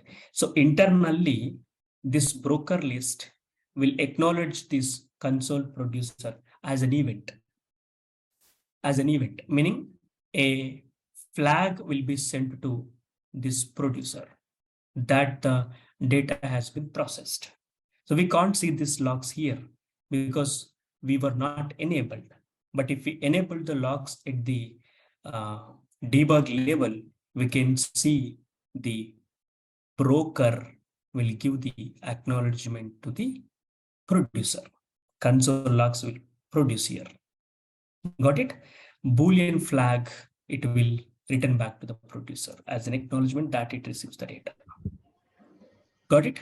Okay, sir, got it. Sir, one more Yep. doubt. Like, do we see the producer detail in the GUI client? Yes. We can see the producer details here. Brokers we have.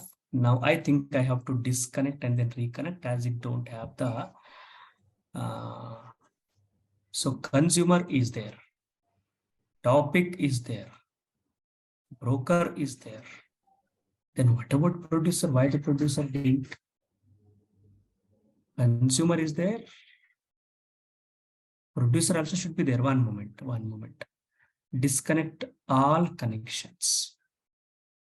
And then reconnect again. Yeah, it is not having the producer details, just holding the only broker, topic, and then consumers. No, actually, it's not recording the producer. One moment. Why it is not recording? Security properties.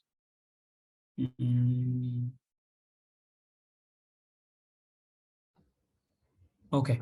Maybe in the Okay, topic, the message, can you go to the topic? Like maybe the message we are getting, like we can identify from which broker the data is coming. No, not which broker. No, Producer. yeah, producer. Yeah, sorry. Producer. Correct. Maybe two producers are publishing the data on the same topic. So maybe some utility we can identify from which producer the data is coming. Correct. So it should. I think, let me figure it out how we can achieve that in this tool, or else do we have any other tool which will gives us more data, or can I enable somewhere else? So that I'll check and then let you know. But right now it is not showing. Only it is showing the consumers and then the topics, but not the producer. Sure, sir. Many thanks, sir. Yeah.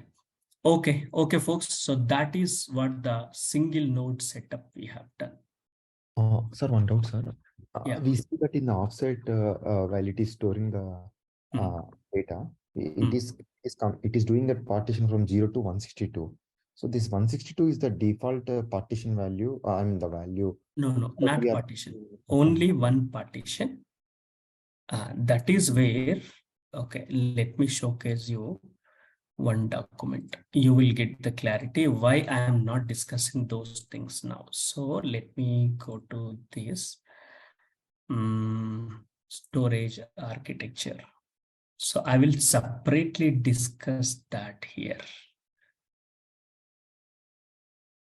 How this offset will work. Okay. So every Kafka message within a single partition is uniquely identified by the offset. So for example, the offset for the first message in the partition would be 00. And the offset for the second message would be 001 and so on. So let us say we have this offsets. This is a segment. Now what is happening here? So the process is something like this. The consumer connects to the broker and asks for the messages starting from the offset 00. So when it is requesting, consumer requesting, then the broker will give the messages from the offset 00 to 162 or something. So it have the default values. So, but here the point how it is storing, see this, it is storing with the offset 0 to a finite number. I think we have seen something here, right? Yes, so we can see this here. So it is storing offset 0 to 162. This is the default number, default offset limit. So 162. That means here in the one segment from 0 to 162 messages it will store. Then it will start another segment. So we can see another segment. This is another segment.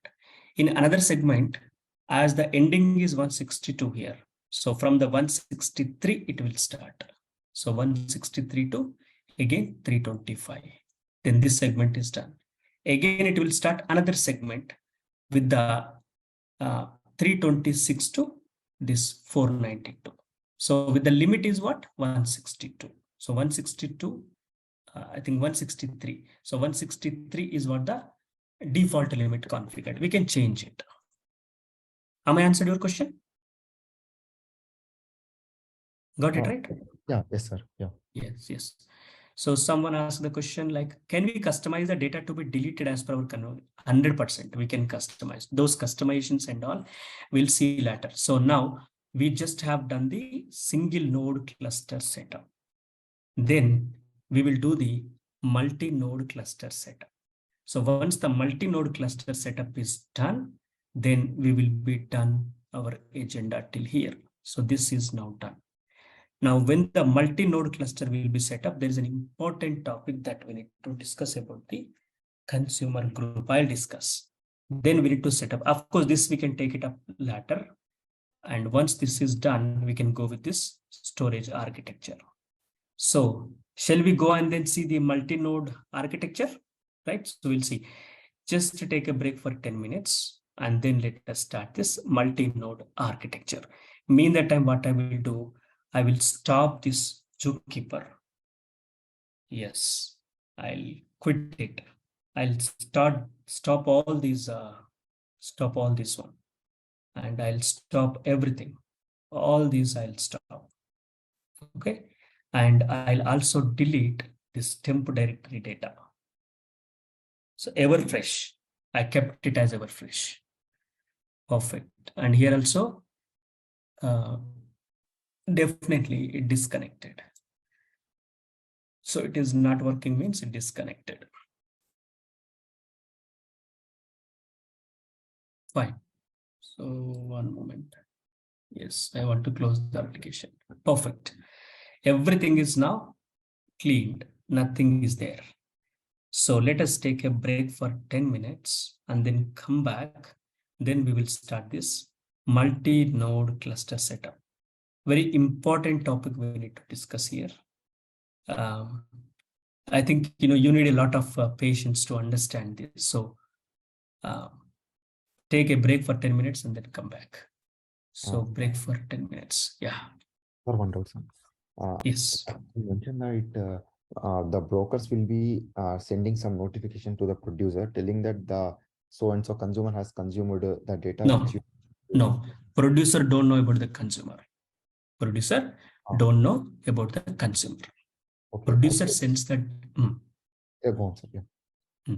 Producer sends the data to the topic only. That's it. From the topic who is consuming, it is none of the business of the producers. Producers don't know about it. Producers don't need to bother about it. Who is consuming it? No. So broker, they won't be sending any updates or acknowledgement to the producer. No, broker will send the acknowledgement to the producer that the broker received the data, not the consumer received the data. Only broker received the data. So the job of the broker is what?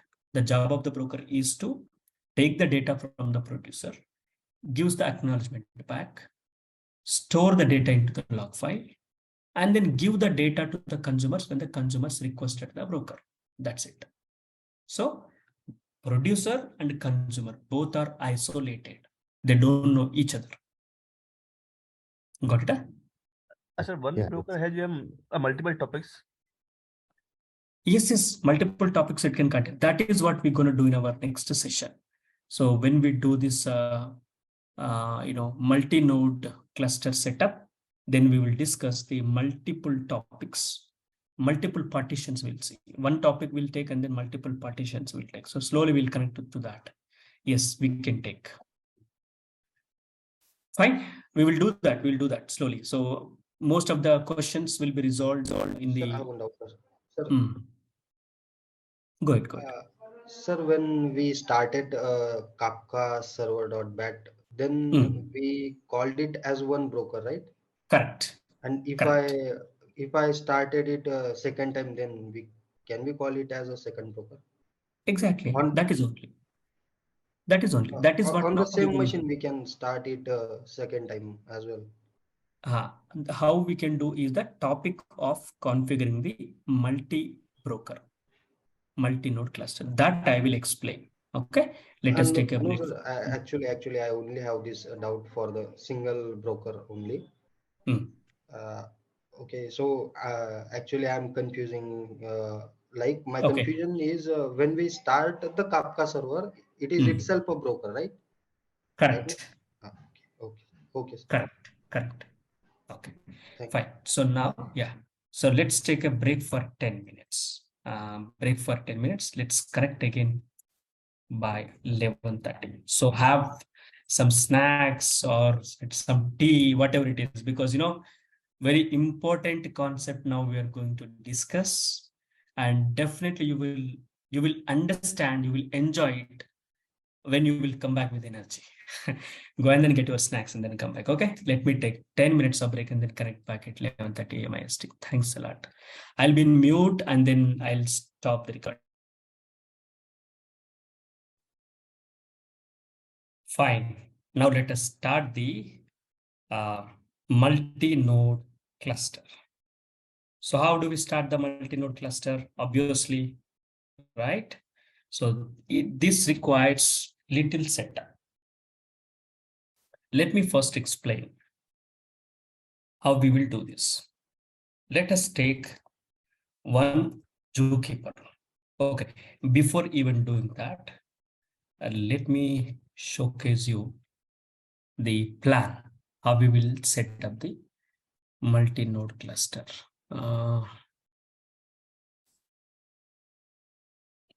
Let me.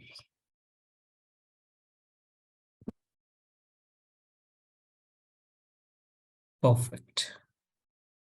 So this is what we will do. So let us take a Kafka cluster with the three brokers. Okay, and there will be one producer and there will be one or two consumers. So three brokers, one producer, one consumer. So now let us set up these brokers connect with the consumer. I mean, brokers connect with the zookeeper. So let us do this one. Cluster means brokers plus zookeeper, both. Broker plus zookeeper, both we called as a cluster. So usually zookeeper is the cluster manager. Yes, what we can see, the group of brokers is called as a cluster, simple. Cluster meaning group of brokers, that's it. So this group of brokers are managed.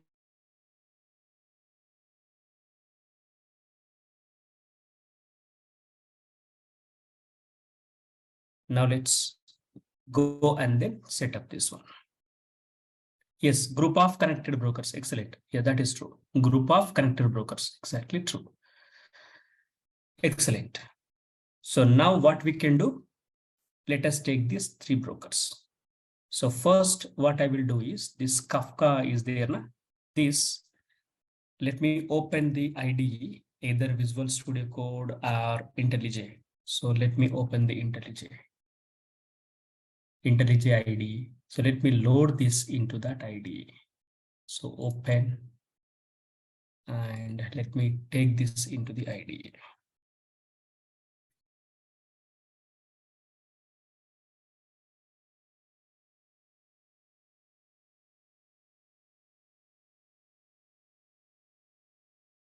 Perfect.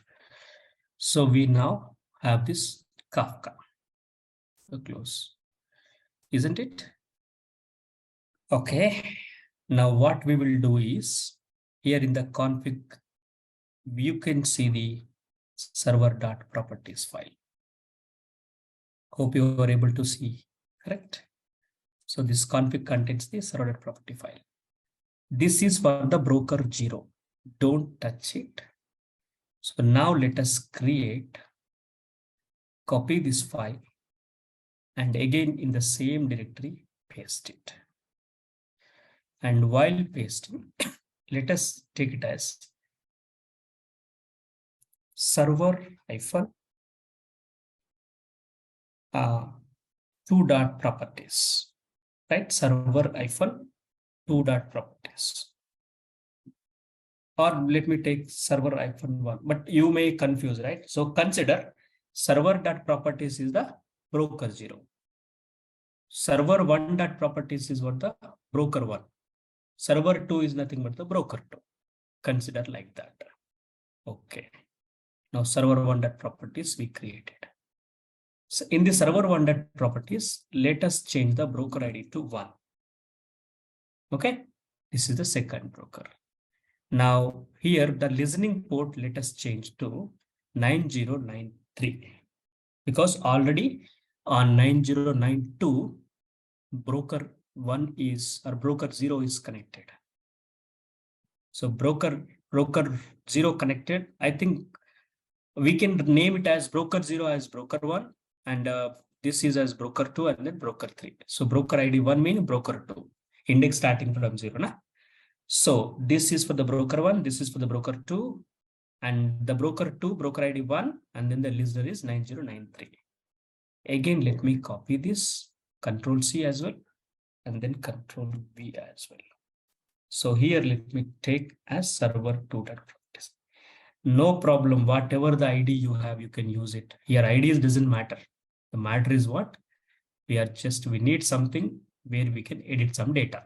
So if I edit it using the property files and all, you will confuse. That is the reason I chosen this. Now broker ID is what? 2.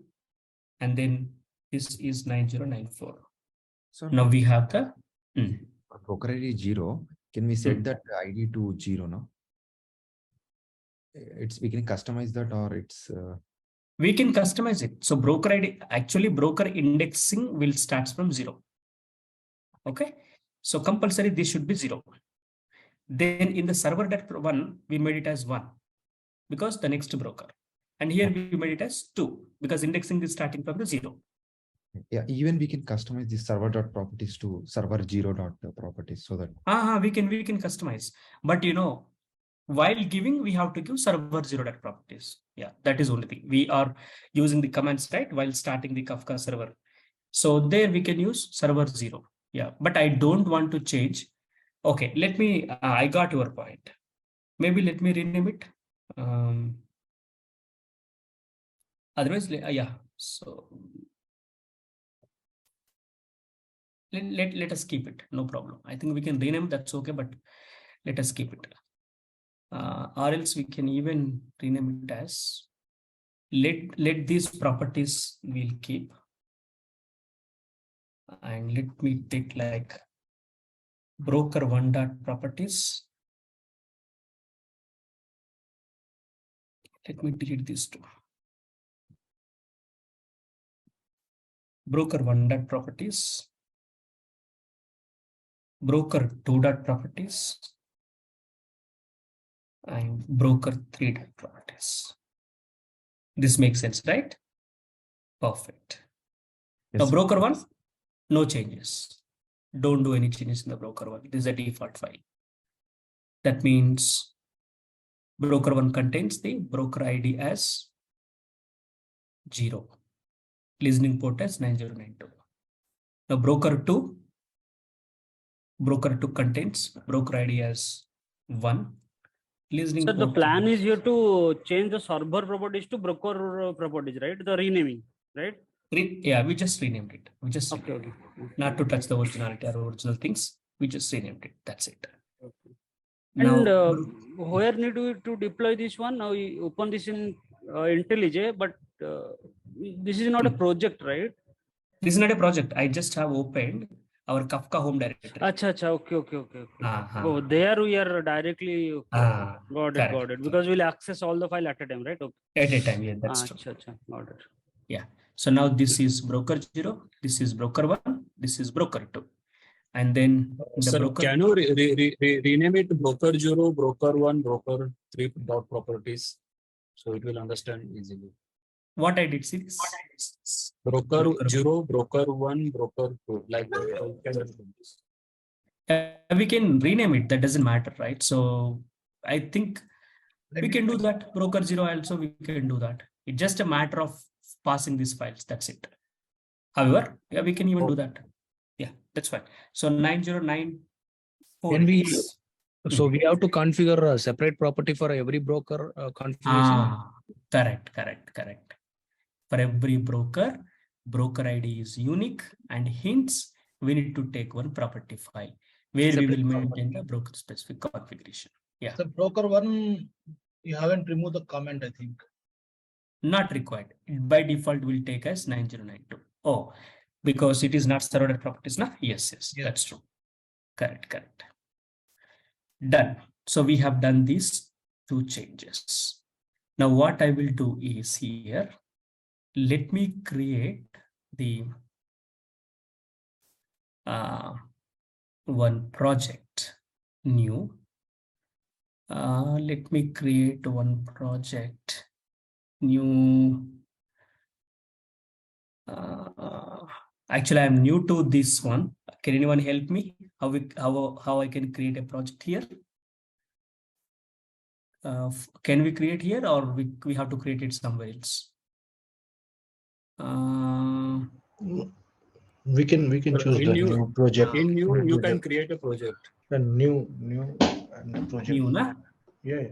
File new. File new. project. Yes. So let me create here as some project. That project name is Kafka Multinode cluster. Just I have given one name. And this I'm storing inside this directory. Fine. So just let me create it. Okay. Version is it is asking what is the archetype. So what archetype we can choose? Archetype as the web app, quick start. Quick start, we can choose. Okay, quick start. Let us do. Archetype also. Yeah, that's okay. So because it is Marvin project, right? How it will configure and all. Meaning based on the archetype, it will configure the plugins and all. More capability it is giving Marvin capabilities. That's okay. Sir, what is the plan here? Actually, I didn't get. So the plan is this one. Let me draw the diagram. Okay.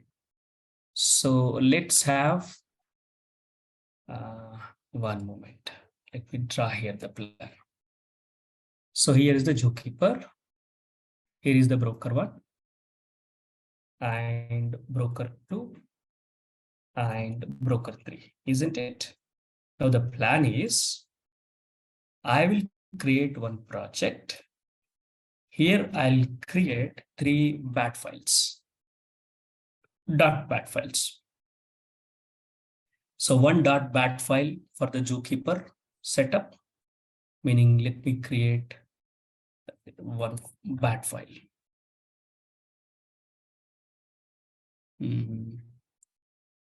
Okay, so I'll create one batch file for the zookeeper setup, one batch file for the broker 1 batch file for the broker 2, and then one more batch file I'll create for the broker 3.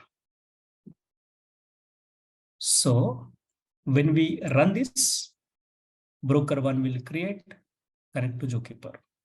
When we run this, broker 2 will create, connect to zookeeper. When we run this, broker 3 will create, connect to zookeeper. Rather than typing the commands and all, I'm just want to create some batch files. For that, I taken one sample project. Later in time in the same project, we can have our Java code also to connect with these brokers. Got it? Huh? Now plan is clear, right? Okay. So now let me go. So we'll connect to this bat file through Java project? No. Bat file is to just to invoke, right? Invoke this. Invoke. Correct. Okay, what happened is press finish to process finished with exit 0. What happened? Marvin JUnit. Where we can see the project created? Oh god. Yeah, project created. Yeah, got it. Project created in a separate window. Separate window it is created. Fine. Now here in SRC or somewhere. So this is not a Spring Boot project, a plain Java archetype project. Plain Sorry, Java. Maven archetype project, right? Exactly, correct. So let me create one. Why not we go to Spring Boot? We can go with, there is a time. It requires some time. Okay. I have the plan. Let me go. Okay, got it. Because Spring Boot is sophisticated, right? To connect at the rate annotation, right? Okay. Correct. So to go to that level, first we need to reach out all these things. Okay, let me. Okay. Yeah. Now, zookeeper setup.bat plugin supporting .bat file. Okay. So here, what we can give the command. So for example, if we can execute it.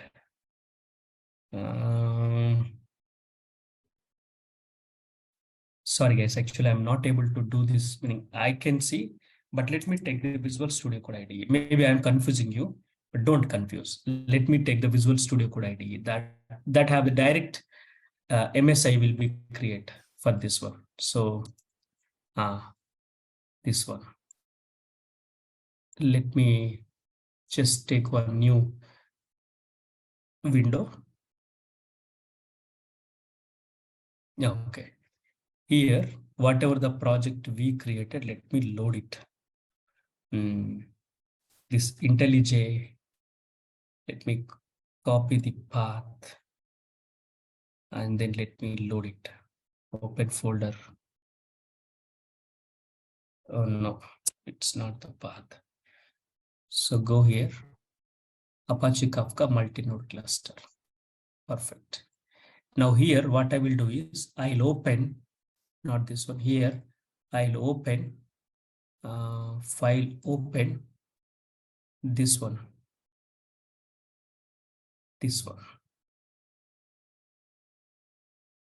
new window. Perfect.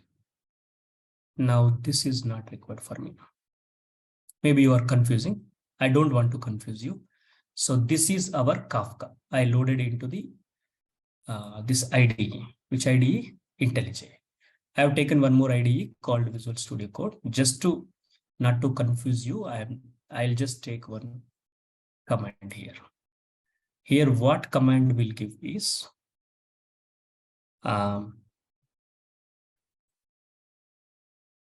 here what command will give is Kafka. I think directly we can give the command zookeeper setup document we have now. Let me go and then get that command.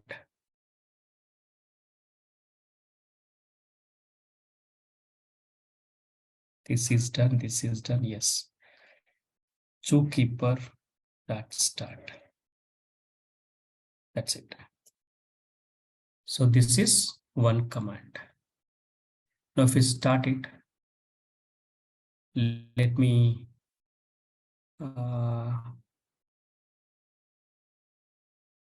open the terminal. One moment, guys. Open the terminal, new terminal. Not PowerShell. Let me open the command prompt. So we are here. Now what I will do, I'll go to commands and then run directly zookeeper setup.bat. So obviously zookeeper will set up here. Error message processing existing abnormally. Zookeeper server, zookeeper audit is disabled. Why? Let me check. Let me give something like this. I'm trying to just creating it as a batch files to rather than typing, every time. No, it is not taking. Okay. Okay, then no issues. Yeah, that's true because this zookeeper.properties is not here now.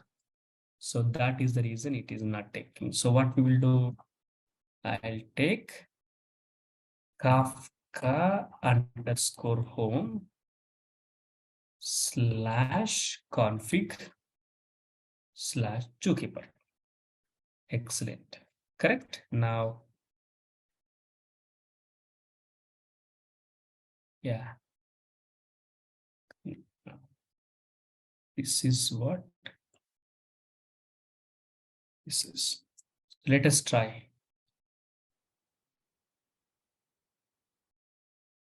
Perfect. Now the zookeeper started. Okay. So similarly, what I will do is let me create one more file that is broker new file. Broker one. In our diagram, what we have taken. Broker 0, broker 1, broker 2. Oh, okay. Understood. Just to have the correlation with that diagram, right? So you asked me to have the broker 0 and something like that. That's true. So now broker 0 setup. So here what we can do, Kafka -server -start %, Kafka underscore home /config / in the config we have the file name is broker. So shall we rename it as broker 0? How do we rename it? Refactor rename. Refactor, go to the refactor. And Okay, rename. Sorry guys, this is just little, this ID is new for me, but I have to learn this ID as well. Okay, refactor, rename. Let us change it to broker one, because in our documentation we have the diagrams like the broker 0, broker 1, right? So to have that in sync, let us take it something like this. Perfect. Now broker 1 is what we required. So copy and then paste it here. Broker 0.properties. This is broker 0. Similarly, what we can do, we can copy, paste it here, and this, its name is broker 1. Its name is broker 1. This broker 1 have the broker 1 dot properties. Excellent. Now let me take paste it here, and let us rename this to broker 2. Perfect. Now here let's take 2 dot properties. Excellent. Now zookeeper setup, broker 0 and broker 1, broker 2. Fine.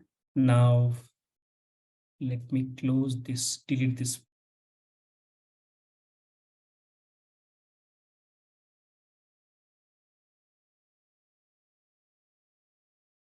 Okay, now we have this one. Able to hear me? Yeah. Okay, now let us start the brokers. Broker 0. Okay, I'm starting the broker 0. Mainly Kafka servers are called as brokers, right? Means Correct. Concept. The name is broker, but actually those are Kafka servers, right? Servers, correct. So they are called like the brokers. Till this terminal. Now let me take one more command prompt. So there can be multiple zookeepers with multiple brokers. We can have, but there should be a replication between the zookeepers. Otherwise, it could be a problem. Okay, yes. Just like Kubernetes master, right? Exactly, correct. Okay. Same. But the Kafka cluster, we say it as a masterless cluster, because Kafka cluster contains only the group of brokers. It don't have the master, isn't it? Whereas the zookeeper it outside of the cluster, and which will monitor or manages this one. So Kafka is said to be a masterless cluster. Okay, now let's go to commands and let's see. Broker 0 setup .bat. Excellent. Broker 0 started. Now let me take these commands. We can rename. Yeah, rename. Let me take it as broker 0. Perfect. Now you can see this. Let me rename as zookeeper. Okay, excellent. Now let's go here. Take one more command prompt. Let me rename this first. Broker 1. Fine.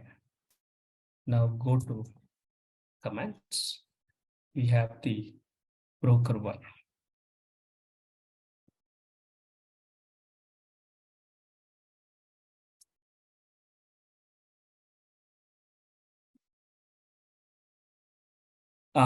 There is a mistake we did, guys. One small mistake we did.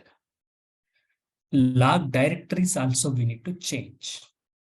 Okay, fine. Let us do that. Log directories also we need to change. What I mean to say is, each and every server broker.0 property file contains what? The log file, isn't it? So let us change these names. We change broker 0 logs. Okay. And let me change this one as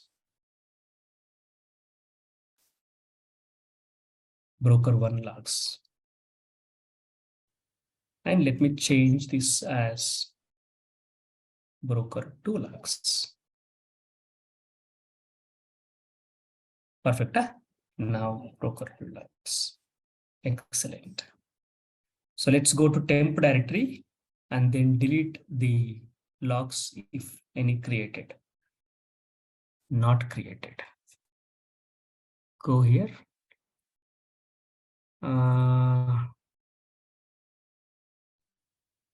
Okay. One moment.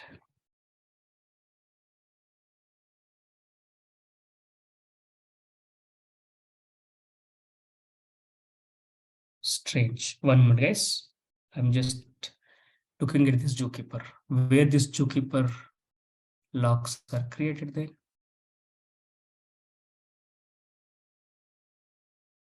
One minute.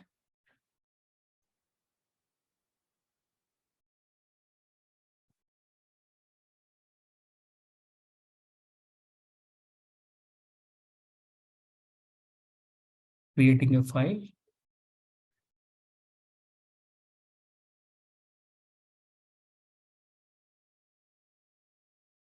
%, it is not here. So we are using this property file, zookeeper.property file. In zookeeper.property file, it has been mentioned temp as the directory.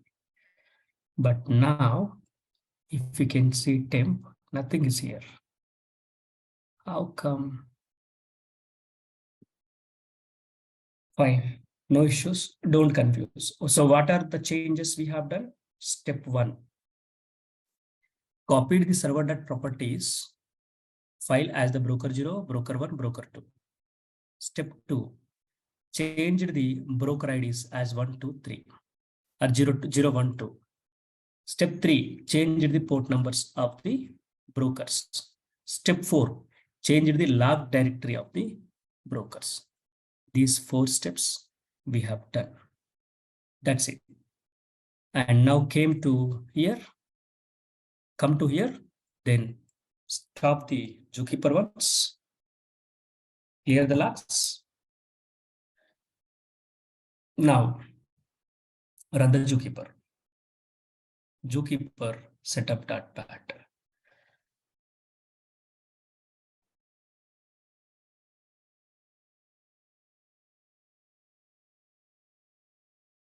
Okay, zookeeper is started. The temp doesn't contain anything. Yeah, temp created in the D directory. Okay, temp created in the D directory. So now let me delete this one. Because we are executing it from where? D drive. This project is in D drive. So temp created in the D drive. That's okay, not an issue. Go to broker 0 and then clear the logs. Now start broker 0. If everything goes well, we have to see the broker 0 logs directory, right? Broker 0 logs directory. Now go to broker 1, clear the logs, and then start the broker 1. Now broker 1 logs directory is created. Excellent. Now let's go and then take one more command prompt. Let me rename as broker 2. Now go to commands and broker 2 setup.bat. Perfect. Now broker 2 logs directory we can see. Excellent. So zookeeper, broker 0, broker 1, broker 2. So go to our document. This is. Now let us create the topic with the 3 partitions. So before doing that, let me go to the tool, our tool, offset explorer. Open the offset explorer. And let us connect to it. Now see, we have the 3 brokers. 9092, 9093, 9094. And we have no topic yet and no consumer yet. Excellent, right? No topic and then no consumer. Perfect. So this multi-node setup document probably I haven't done, but yeah, seems to be I haven't, but that's okay. You guys can able to manage it, right? Because you know, consumer, and that's it. So multi-node setup, I'll take a document here. Multi-cluster setup. I'll do this multi-node cluster setup documentation later in time. Multi-node cluster setup. Perfect.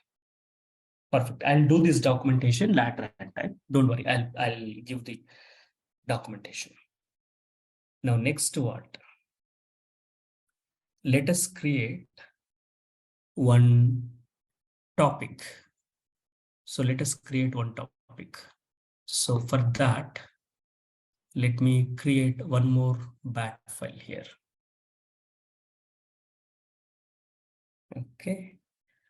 So that is topic setup. Topic setup.bat or topic create.bat, whatever it is. Sir, we can create a new file or instead of remaining. New file. New file. So here what we'll do? We'll change it. Kafka hyphen create hyphen topic. So what we will use the command? Kafka hyphen topics. The bat is Kafka hyphen topics. Kafka hyphen topics. Then we have to give the command hyphen create. We already have this command in our document. Go to document, spin the broker, and now create the topic. That's it. This we can take directly. Okay, so this bat is not required. So Bootstrap server, our controller, and create a topic. Here, let us create a topic according to the diagram that we have. And so let me follow the diagram document. The topic is what? Stock hyphen sticks. Stock hyphen sticks. Sorry, stock hyphen ticks. Stock hyphen ticks. And hyphen partitions are 3. And then replication factor is 1. That's it. So this is our create topic. Now the story starts from here. Concentrate, please. Kafka topics. This is the controller broker. And we are asking to create a topic. Topic name is stock hyphen ticks. So we can go to the documentation and then see stock hyphen ticks is the topic we are asking with the replication with the partitions 3 and the replication counter as 1. Okay, so with the replication as 1 and the partitions are 3. Excellent. So what we'll do now, let's go and then take one more command prompt. Let me rename. The name is create topic. Now let me go to cd space commands and here clear everything. Let us take topic create.bat. Excellent. Now the topic is created. The topic created. Refresh. Now we can see topic created. With how many partitions? 3 partitions. Replication counter is what? 1. So go to this temp directory, broker 0, statics 2. Statics 2 created. broker 1, statics 1 creator, broker 2, statics 0 created, right? So this has been created now like this. Yes, broker 0, statics 2, broker 1, statics 1, broker 2, statics 0. So it just created randomly because whatever the threads or whatever the brokers, we asked it to partition 3, right? So the randomly just have created the partitions, right? So partition 0 and partition 1 and then partition 2. It created. We don't have control over it. It just created. So maybe in the documentation at that time, this has been created, but now this is created. No problem, right? So everything is same. So broker 2 contains a static 0. Broker 1 contains a static 1. Broker 0 contains static 0. So this is 0, this is 1, this is 2. So it is created like this. Fine. Now let us create one producer. Sir, I have one doubt here. Hello? Ask your doubt. Sir, suppose we created a topic. Topic has been created, and in the topic we are sending one data, right? Suppose one JSON file, which has a list of 100 records. So one list is see the main JSON have 100 lists, high level 100 list, right? Yeah, okay, now okay. we created 3 partition here, right? So that means this 100 list will be divided into 3 and assigned to 3 brokers. That is our next topic. We will see that. Okay. So first we need to see. Just we created the brokers. We have not sent the data. So let us send the data now and then see. That is what the concept here in the documents. You can see that is what the concept. So now one doubt, sir. Do we have to have the same number of partition as the number of brokers while creating the topic? Not required. We can have many partitions as well. Basically, the partitions usage is what we'll discuss separately, but partitions usage is what, one topic can't handle the large amount of data. And hence, to scale that topic data, we'll divide it into partitions. That is the meaning of it. So how much data we are processing? Those many partitions we can take. The partition count and the brokers count. No need to be same. Got it? But replication factor should be broker, right? No. Replication factor is also, yes, correct. Replication factor should be the broker numbers. That's true. Because how many copies of the message that have to be created on each and every broker, each and every topic is what we will discuss. So replication number is equal to broker numbers. That's true. That's correct. However, don't worry. We'll discuss all those things. We are just now doing baby steps. Fine. Now this is done. The next what? Next is let us create the producer. So now go here. Let us create the producer. So let me just take this. Sir, but we have created with the replication factor value as 1 here. Only one. Number of broker we have 3. Correct. On each and every broker, one copy of the message will be available. One copy of the message. Here, replication factor is equal to what? That is per broker. That is per broker, one message will be available. Thanks. Correct.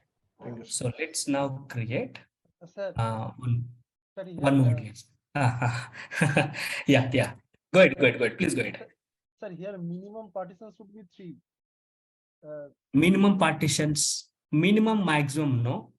No. The count, whatever we mentioned, those many number of partitions will be created with this topic. Yeah, sir. here we have three brokers, but if we mention partition as two, then Hmm. how it will be managed? So one broker may not have the partition. Maybe two brokers have the partitions. One broker may not be participate in this data streaming. Oh, Yeah. Yeah. Sir, Okay. sir, one doubt. Sir, what if we give replication factor as 4? We can. Okay. Meaning, shall we discuss right now only, or shall No, we later. because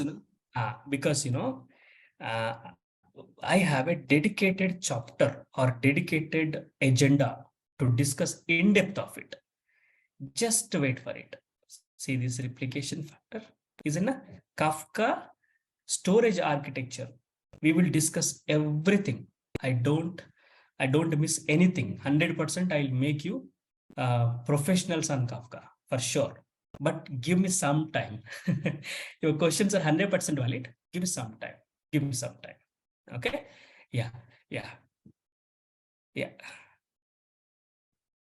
Correct. So now let us create a sender. So how we can create the sender? So console-Kafka-console-sender, isn't it? So now let me create a sender. Yes, Kafka-console-producer-bat. So we already have this command, sender command. Yes, this is the sender command. Perfect. Now go here and then paste this one here. Kafka console producer broker list 9090 test. Our topic name is not test topic. Our topic name is statistics. So to this topic, the sender has to, or producer has to produce the data. Sir, here we are defining for which producer. 9092 means we are specifying that for producer, for broker 0, this data has broker 0 is the controller. So all the producers, all the consumers will talk to controller, team lead. So team lead will collect the data from the teammates and then give the data. Okay. Each time by a broker 1, who is the master broker, then only data will be dispersed to other brokers. Correct. Okay. So is there a chance of broker 0? I mean, the master can also store the data from which is produced. Yes. Master will store the data. Brokers, meaning master broker, will store the data, and then other brokers will store the data. That is what I'm now going to showcase. Sir, which algorithm? This means we have like round robin algorithms. Like which strategy? It will use round robin. Okay. Yeah. So first concentrate on the concept. Once done, then definitely I'll explain one more time. So where are the file? This sample file. We have the sample file in the Kafka home only. So let me give percentile Kafka _ home / this sample1.csv. Perfect. So we are now sending the data. So we are now creating the producer. So see this producer topic and sending the data. Done. Now let me take one. Similarly, what I'll do is here, let me rename. Let me say it as console producer. Or let me say it as producer.bat file. So close others. Similarly, let me create consumer.bat file as well. So task will be done in a single chat. Consumer.bat file. This consumer. What is producer contains? This is not required. See, because we made it as an environment variable. So this is enough. Now consumer Kafka-console-consumer. So we have the Kafka-console-consumer. Then from beginning. So this is what. Correct. So this is what the command.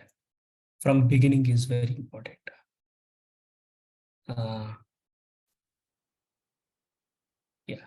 So Kafka-console from beginning, and topic is statics is the topic.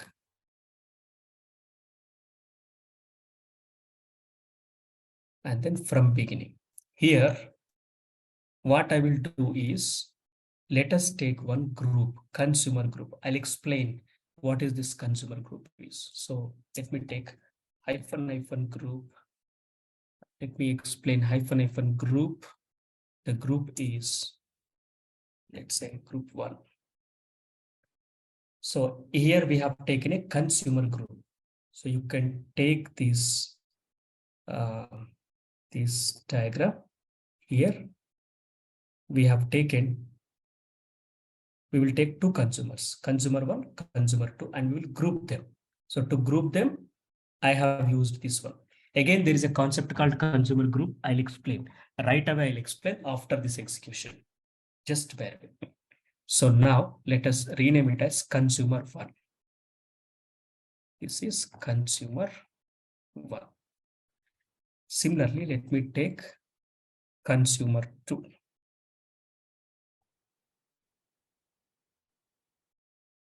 Perfect.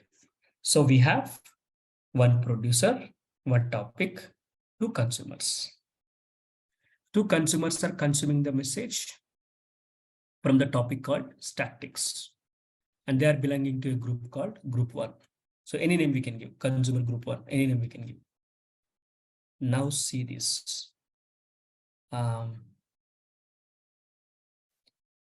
let me take one command prompt and rename it as producer. Okay, now let us produce cd space commands and producer.bat.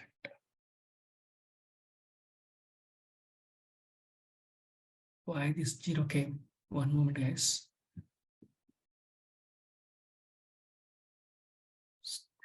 Okay. So it says it produced. Okay, now let us take one more command prompt.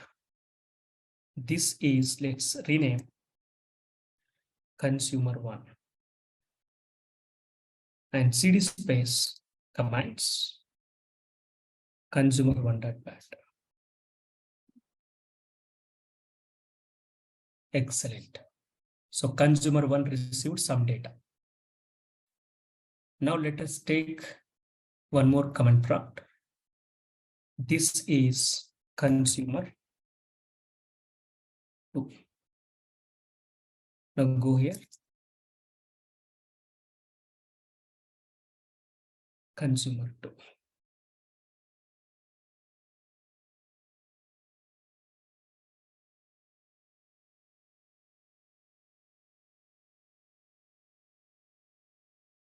Why consumer taking a lot of time?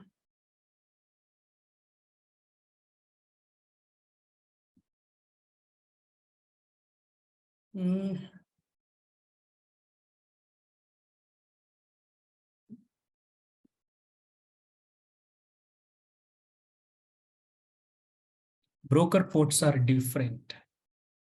Don't confuse. Only from the master broker will request. Don't confuse. Only from the master broker. Sir, can we check on the GUI tool? The message has been received to the broker. We'll check it. One moment. One moment. Consumer.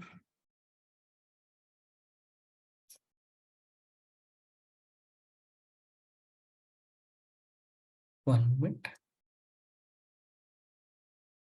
Go to consumer 1. Let me check how many messages it received. Oh, total processed by consumer 1 only. That's the problem. Total processed by the consumer 1. Sir, but there should be a replica to consumer 2 also, right? So what we will do now? Total should not be consumed by the consumer 1. Let's go to the consumer 1. Consumer 1 belongs to group 1. Sir, if we change the group, then probably both the consumer will consume. No. See this here. What is the usage of this consumer group? The usage of the consumer group is, see this. So group ID in consumer group always plays a key role in the consumer. Let's have a topic with the 4 partitions. Now we have the consumer A with the group ID group 1. We have only one single consumer pulling all the 4 partitions in the topic and processing them. In this case, single thread is trying to pull all the partitions. So this is what single consumer is trying to get all the data from all the partitions. So this is little lag. So let's say the producer of the topic is producing the message in a faster way. This guy is producing the message faster way. Then the consumer is consuming. In that case, there will be a lag we can see at the consumer side and end up with not processing the real-time data. So this is where the consumer group will come into the picture. Now what we'll do, we'll group the consumers together. So let's spin up another consumer with the same group ID. This is underlined. Now the partitions of the topic split between the 2 consumers. Partition 0 and partition 1 are taking care of the first one. P2, P3 is taken care of by the second consumer. So faster way, now the consumer can pull the data. So we are grouping the consumers here under one group ID and then consuming the data so that the consumers will know which data produced by this and which data produced by this. Duplication should not be happened, right? So the group ID will make that possible. That is the benefit of it. In the diagram also, group ID is what we have taken. So 1907 messages produced by the producer. And there are 3 brokers, meaning 3 partitions we have. So we can see the partitions data. In each and every partition, how much data we got, we can see. Okay. And that data is only processing by the consumer one actually, which is not good. So let us retry it. Let us retry this, clear everything. This is the consumer one. So in consumer one, we are mentioning from beginning. From beginning, that's okay. And consumer 2, we are mentioning the group of group 1 from beginning again. I think here from beginning we should not give. Right? So we should not give from beginning. Is maybe from beginning is also possible because consumer 2, maybe consumer 1, consumer 2 both are running. Okay. So what I will do, let me reproduce the data. One moment, guys. One moment. Now, let me do this way. Temp directory contains the data. Now see statistics 2 contains some data. Maybe it will come. Now this doesn't contain the data. And then broker 1 doesn't contain the data. And then broker 2 doesn't contain the data now. How this come? Okay, so let me delete this one actually.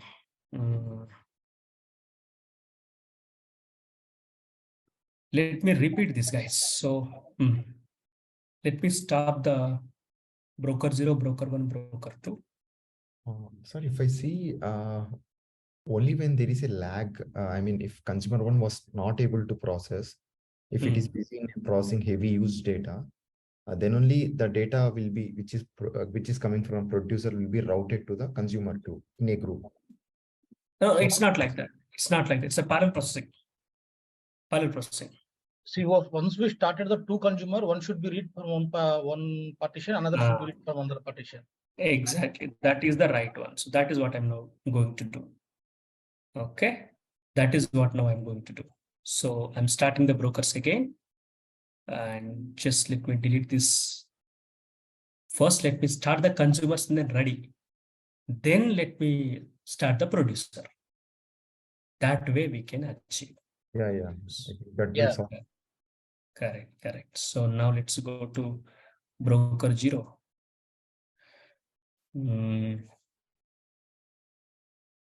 Now I'm at broker 0. Let me run broker 0 setup pad. Now broker 1. Broker 1 setup. Broker 2 setup. Perfect. Let them start. Now all the brokers are started. We still can disconnect and then reconnect. Now partitions are created. Now brokers are there, 3 brokers. Now one consumer group is there.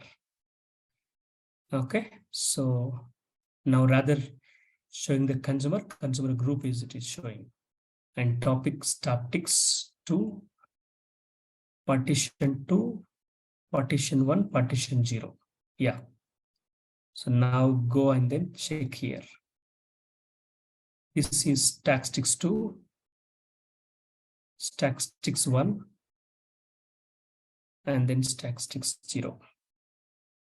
So broker 2, statistics 0, broker 1, statistics 1, and broker 0, statistics 2. Perfect. Now let us start the consumer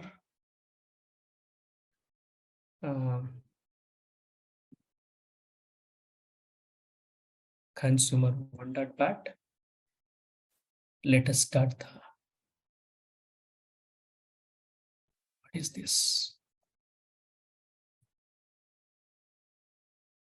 Let me start the consumer 2.bat. Excellent. Consumer 1.bat, consumer 2.bat are waiting for the producer. Now let us produce the data.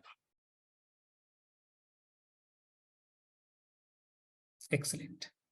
Now go to consumer 2. Yeah, now both got the data. Super. Now consumer 1 processed 910 messages. Consumer 2 processed 997 messages. Excellent. Right? Now this is what we have now achieved. By totaling the 2 messages, it is we will get 997 plus 910. 997 plus 910. Obviously, 900, 900, 1800. 18, so 19. Okay. Just let's do this. One is 910 plus other one is 997. 1907. Correct? Our CSV file contents. Total. Exactly. So this is how the consuming will be happened in the case of the multi-node or multi-broker architecture. Now millions of questions. Sir, what is this broker? What is the topic? What is the log file? What is the segment? What is the offset? What is the replication? What is the partition? What is the consumer group? Lot of questions. Those questions will get answered tomorrow once we start the Kafka storage architecture. Okay, so here today, why I did this exercise, just to give you the clarity, like the producer produced messages when we use a multiple partitions. These multiple partitions will send the data to multiple consumers. Now, if we can even connect and then see more, if we dig into it, let's go to broker 0. Let's go to this offset. And here, let's apply the log dump. So we can see how many we got here, right? So how much data we got here, we can see if you apply the log dump. So let us see first broker 0. And let us see Kafka hyphen dump hyphen log 00 log file. Sorry, clear? Here we have to give hyphen files.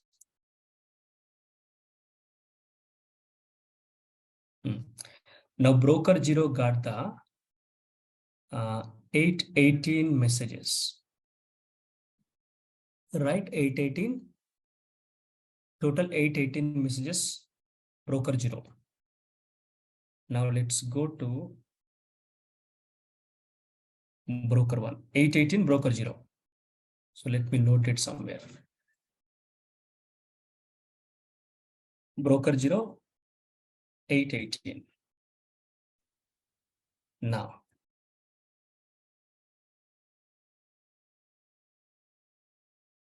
cd space, broker 1 logs, cd space, statics 1, and in the statics 1,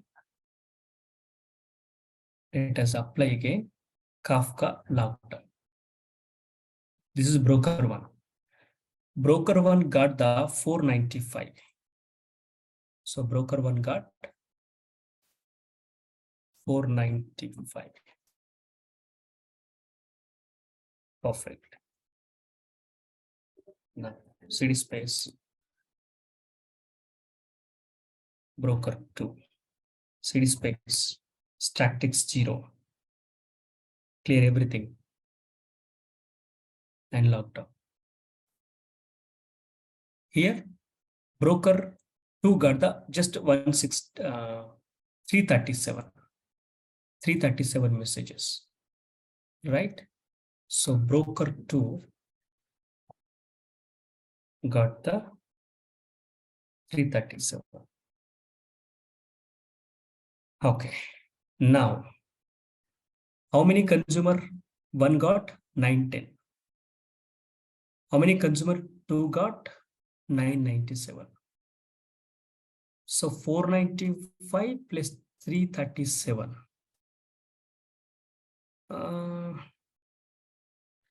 Okay, however, now what happened?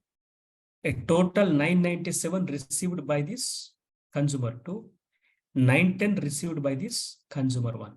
So these messages now given to consumer 1 and then consumer 2, meaning they are shared across.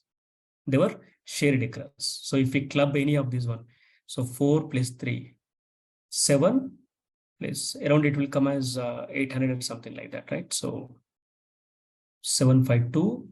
He's coming 1650, sir. 1650, the broker messages are coming. 1650 only? If we sum up the total. No, it should come 1907.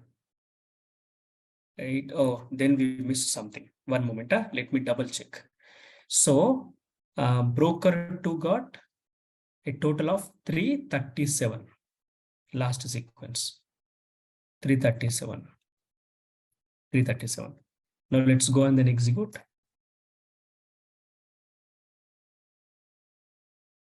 cd space, broker 1. Broker 1. Statics.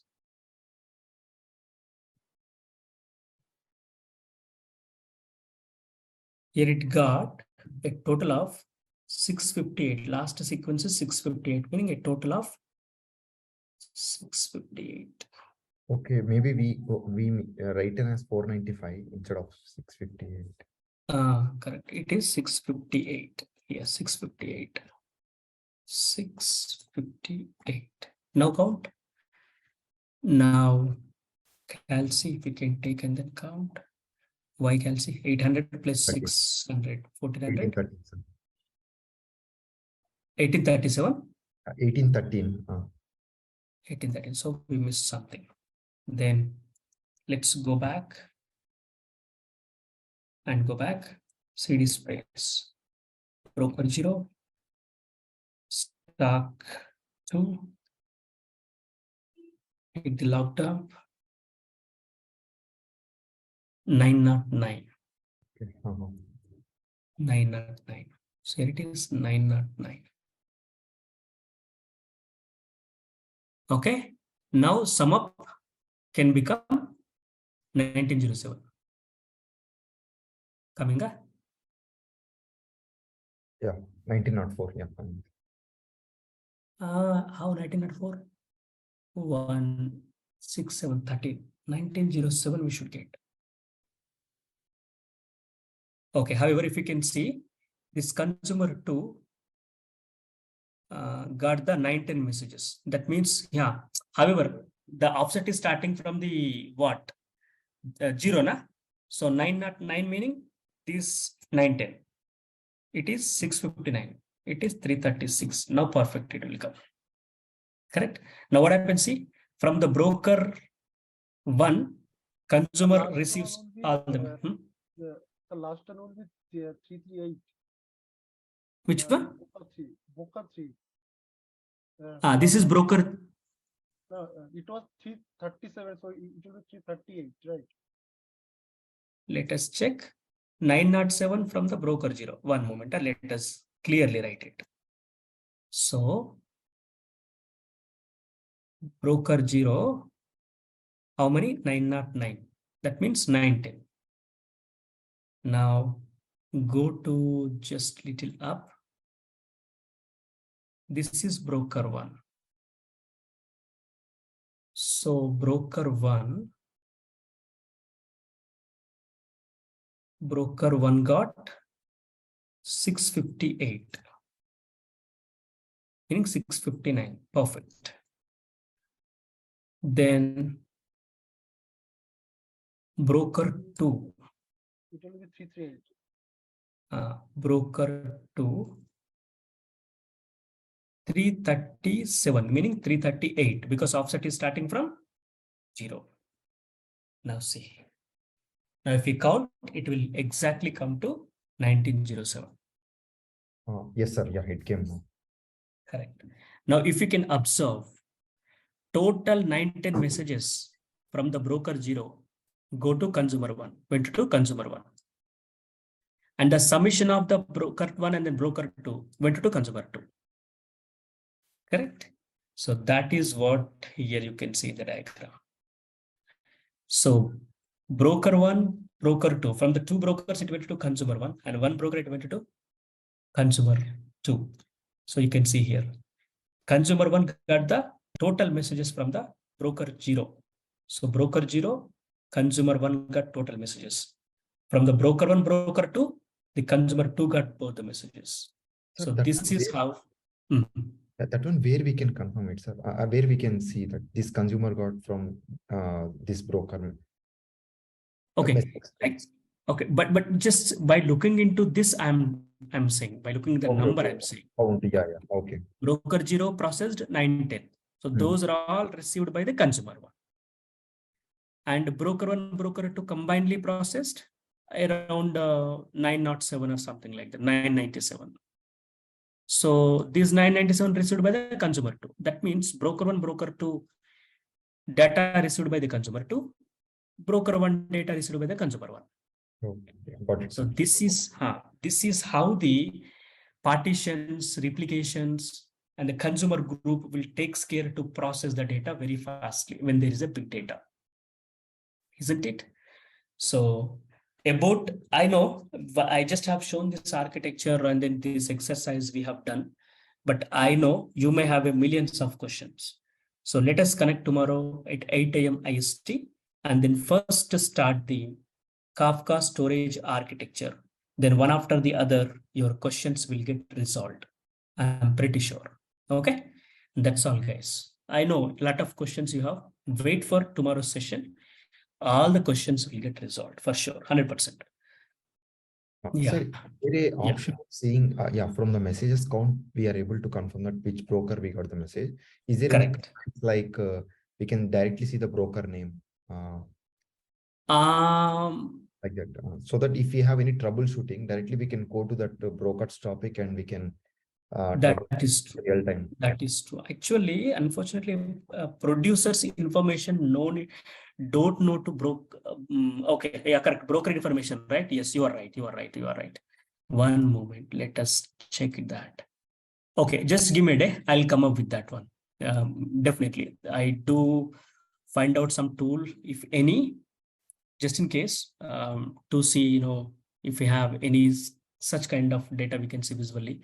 Or I believe consumer describe also will give the details. Let me just check it out.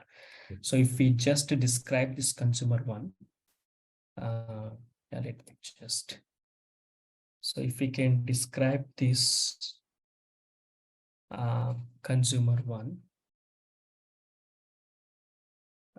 consumer Kafka console consumer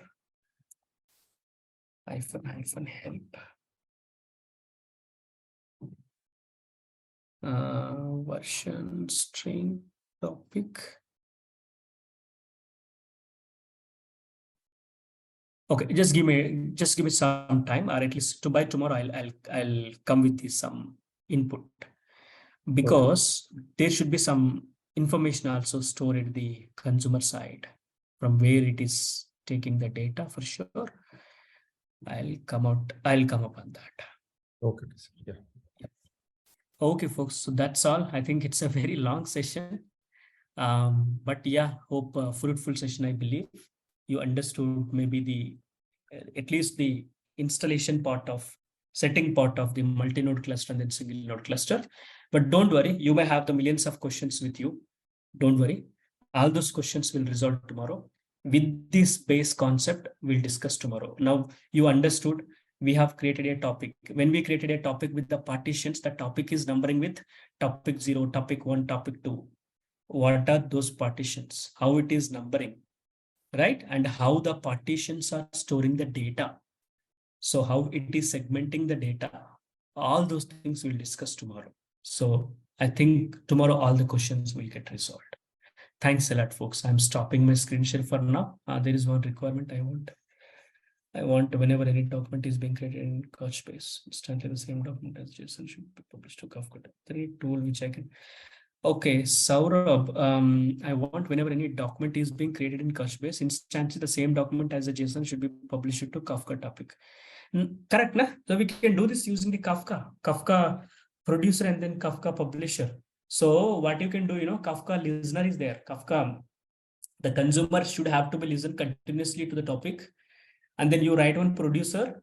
So when the CouchDB or Couchbase DB, whatever it is that is filling with the data, then producer will go and then pick it up from there. Okay, I'll show this example in our exercise. When the data is inserted into the DB, from there you need to write one trigger to the producer. So that is the toughest part. But rest are, once the data come to producer, it will take care by the Kafka. But now you need to look at how you can instantly get the data into the producer from this Couchbase DB. There you need to look into, do you have any triggers mechanism or any other mechanism? Just look into it. Yeah. Yes. Yeah, correct. Fault tolerance and all I'll explain in the future sessions. Correct. So if you can go and then see the documentation, we already have the documentation readily available on the topics what we're going to discuss. So you can see the fault tolerance documentation as well. Even security is also there. Let us see how it will go. See this commit logs, fault tolerance, retention policies, and all. So there is a lot of concepts, guys. So slowly we have to go, right? So tomorrow, let's understand the storage architecture. If time permit, let us also understand the cluster architecture.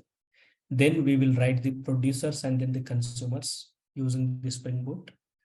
Then we'll go for the Kafka real-time streaming using the Kafka stream concepts. Maybe 3 weeks. Yeah, 3 weekends are good enough.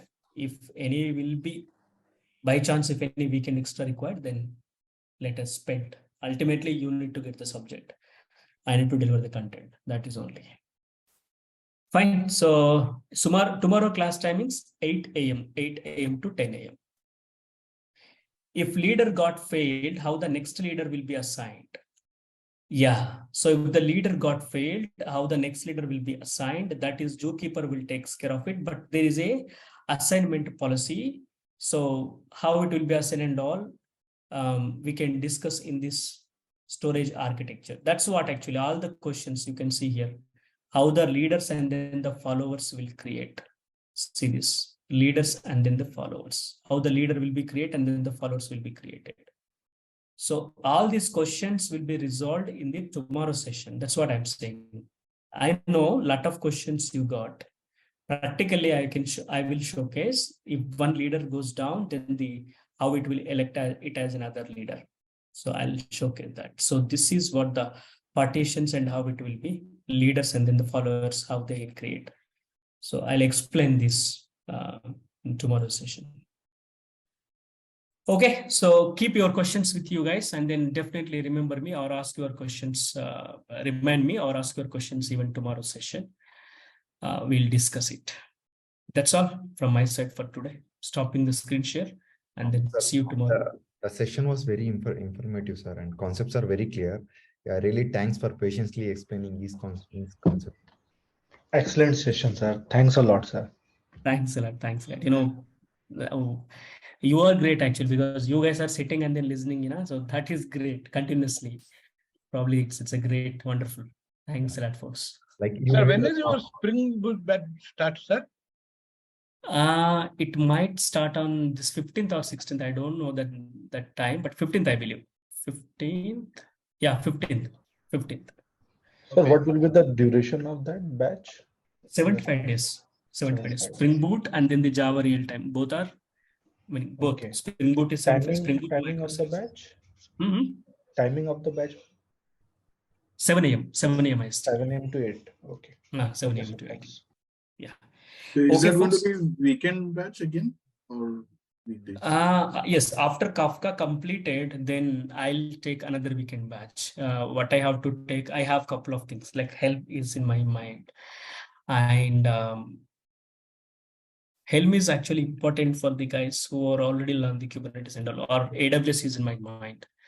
So AWS, I can complete it in 4 weeks, 4 weekends. So a couple of weekend batches were in my mind, but I have given the priority to this Kafka because most of the Java real-time project and then Spring Boot microservices guys ask that, Kafka is asking in the interviews. That's how I have taken this one. But I'll publish maybe at the end of this Kafka sessions. What is my next plan? I will publish. Fine. Thanks a lot, sir. Yeah. Yeah. Thank you. I'll upload Sir, this. video. Video will be uploaded, right? Meaning what is the video, Persam? No. So when we can get the video? So no drive created, it seems, or it is created and we are not pulled. Oh, no. Created for you as well. Just check for you guys as well. No, we didn't get actually. I'll check with the backend team. Right away, I will Sure. check with the team. Okay. Yeah. For me also, I didn't get the video link. Yeah. Who are from the JRTP1, for them, probably the video link might not have got. So do one thing, wait for some time, maybe at least 1 hour or 1.5 hours. Right away, I'll talk to the backend team and then make it possible. Make it shareable. Fine. So I've got the videos for 29th and 30th. Correct. 29th and then 30th. That was the last session. Correct. You can check on your Google Drive shared with me link. For this. Checking. Yeah. Okay, folks. Interview questions also I will give. There were 30 to 40 interview questions. Damn sure those only will be asked for sure. No, meaning my gut feeling, my expectation. If usually everyone will ask the core contents, right? So like that 30 to 40 questions are there in Kafka. I'll share maybe end of the sessions. Okay. Thanks a lot, folks. And thanks for your patience. Thanks for your everything for me. Thanks a lot. And then see you tomorrow at the same time. Not maybe same time at 8 a.m. IST. Thanks a lot.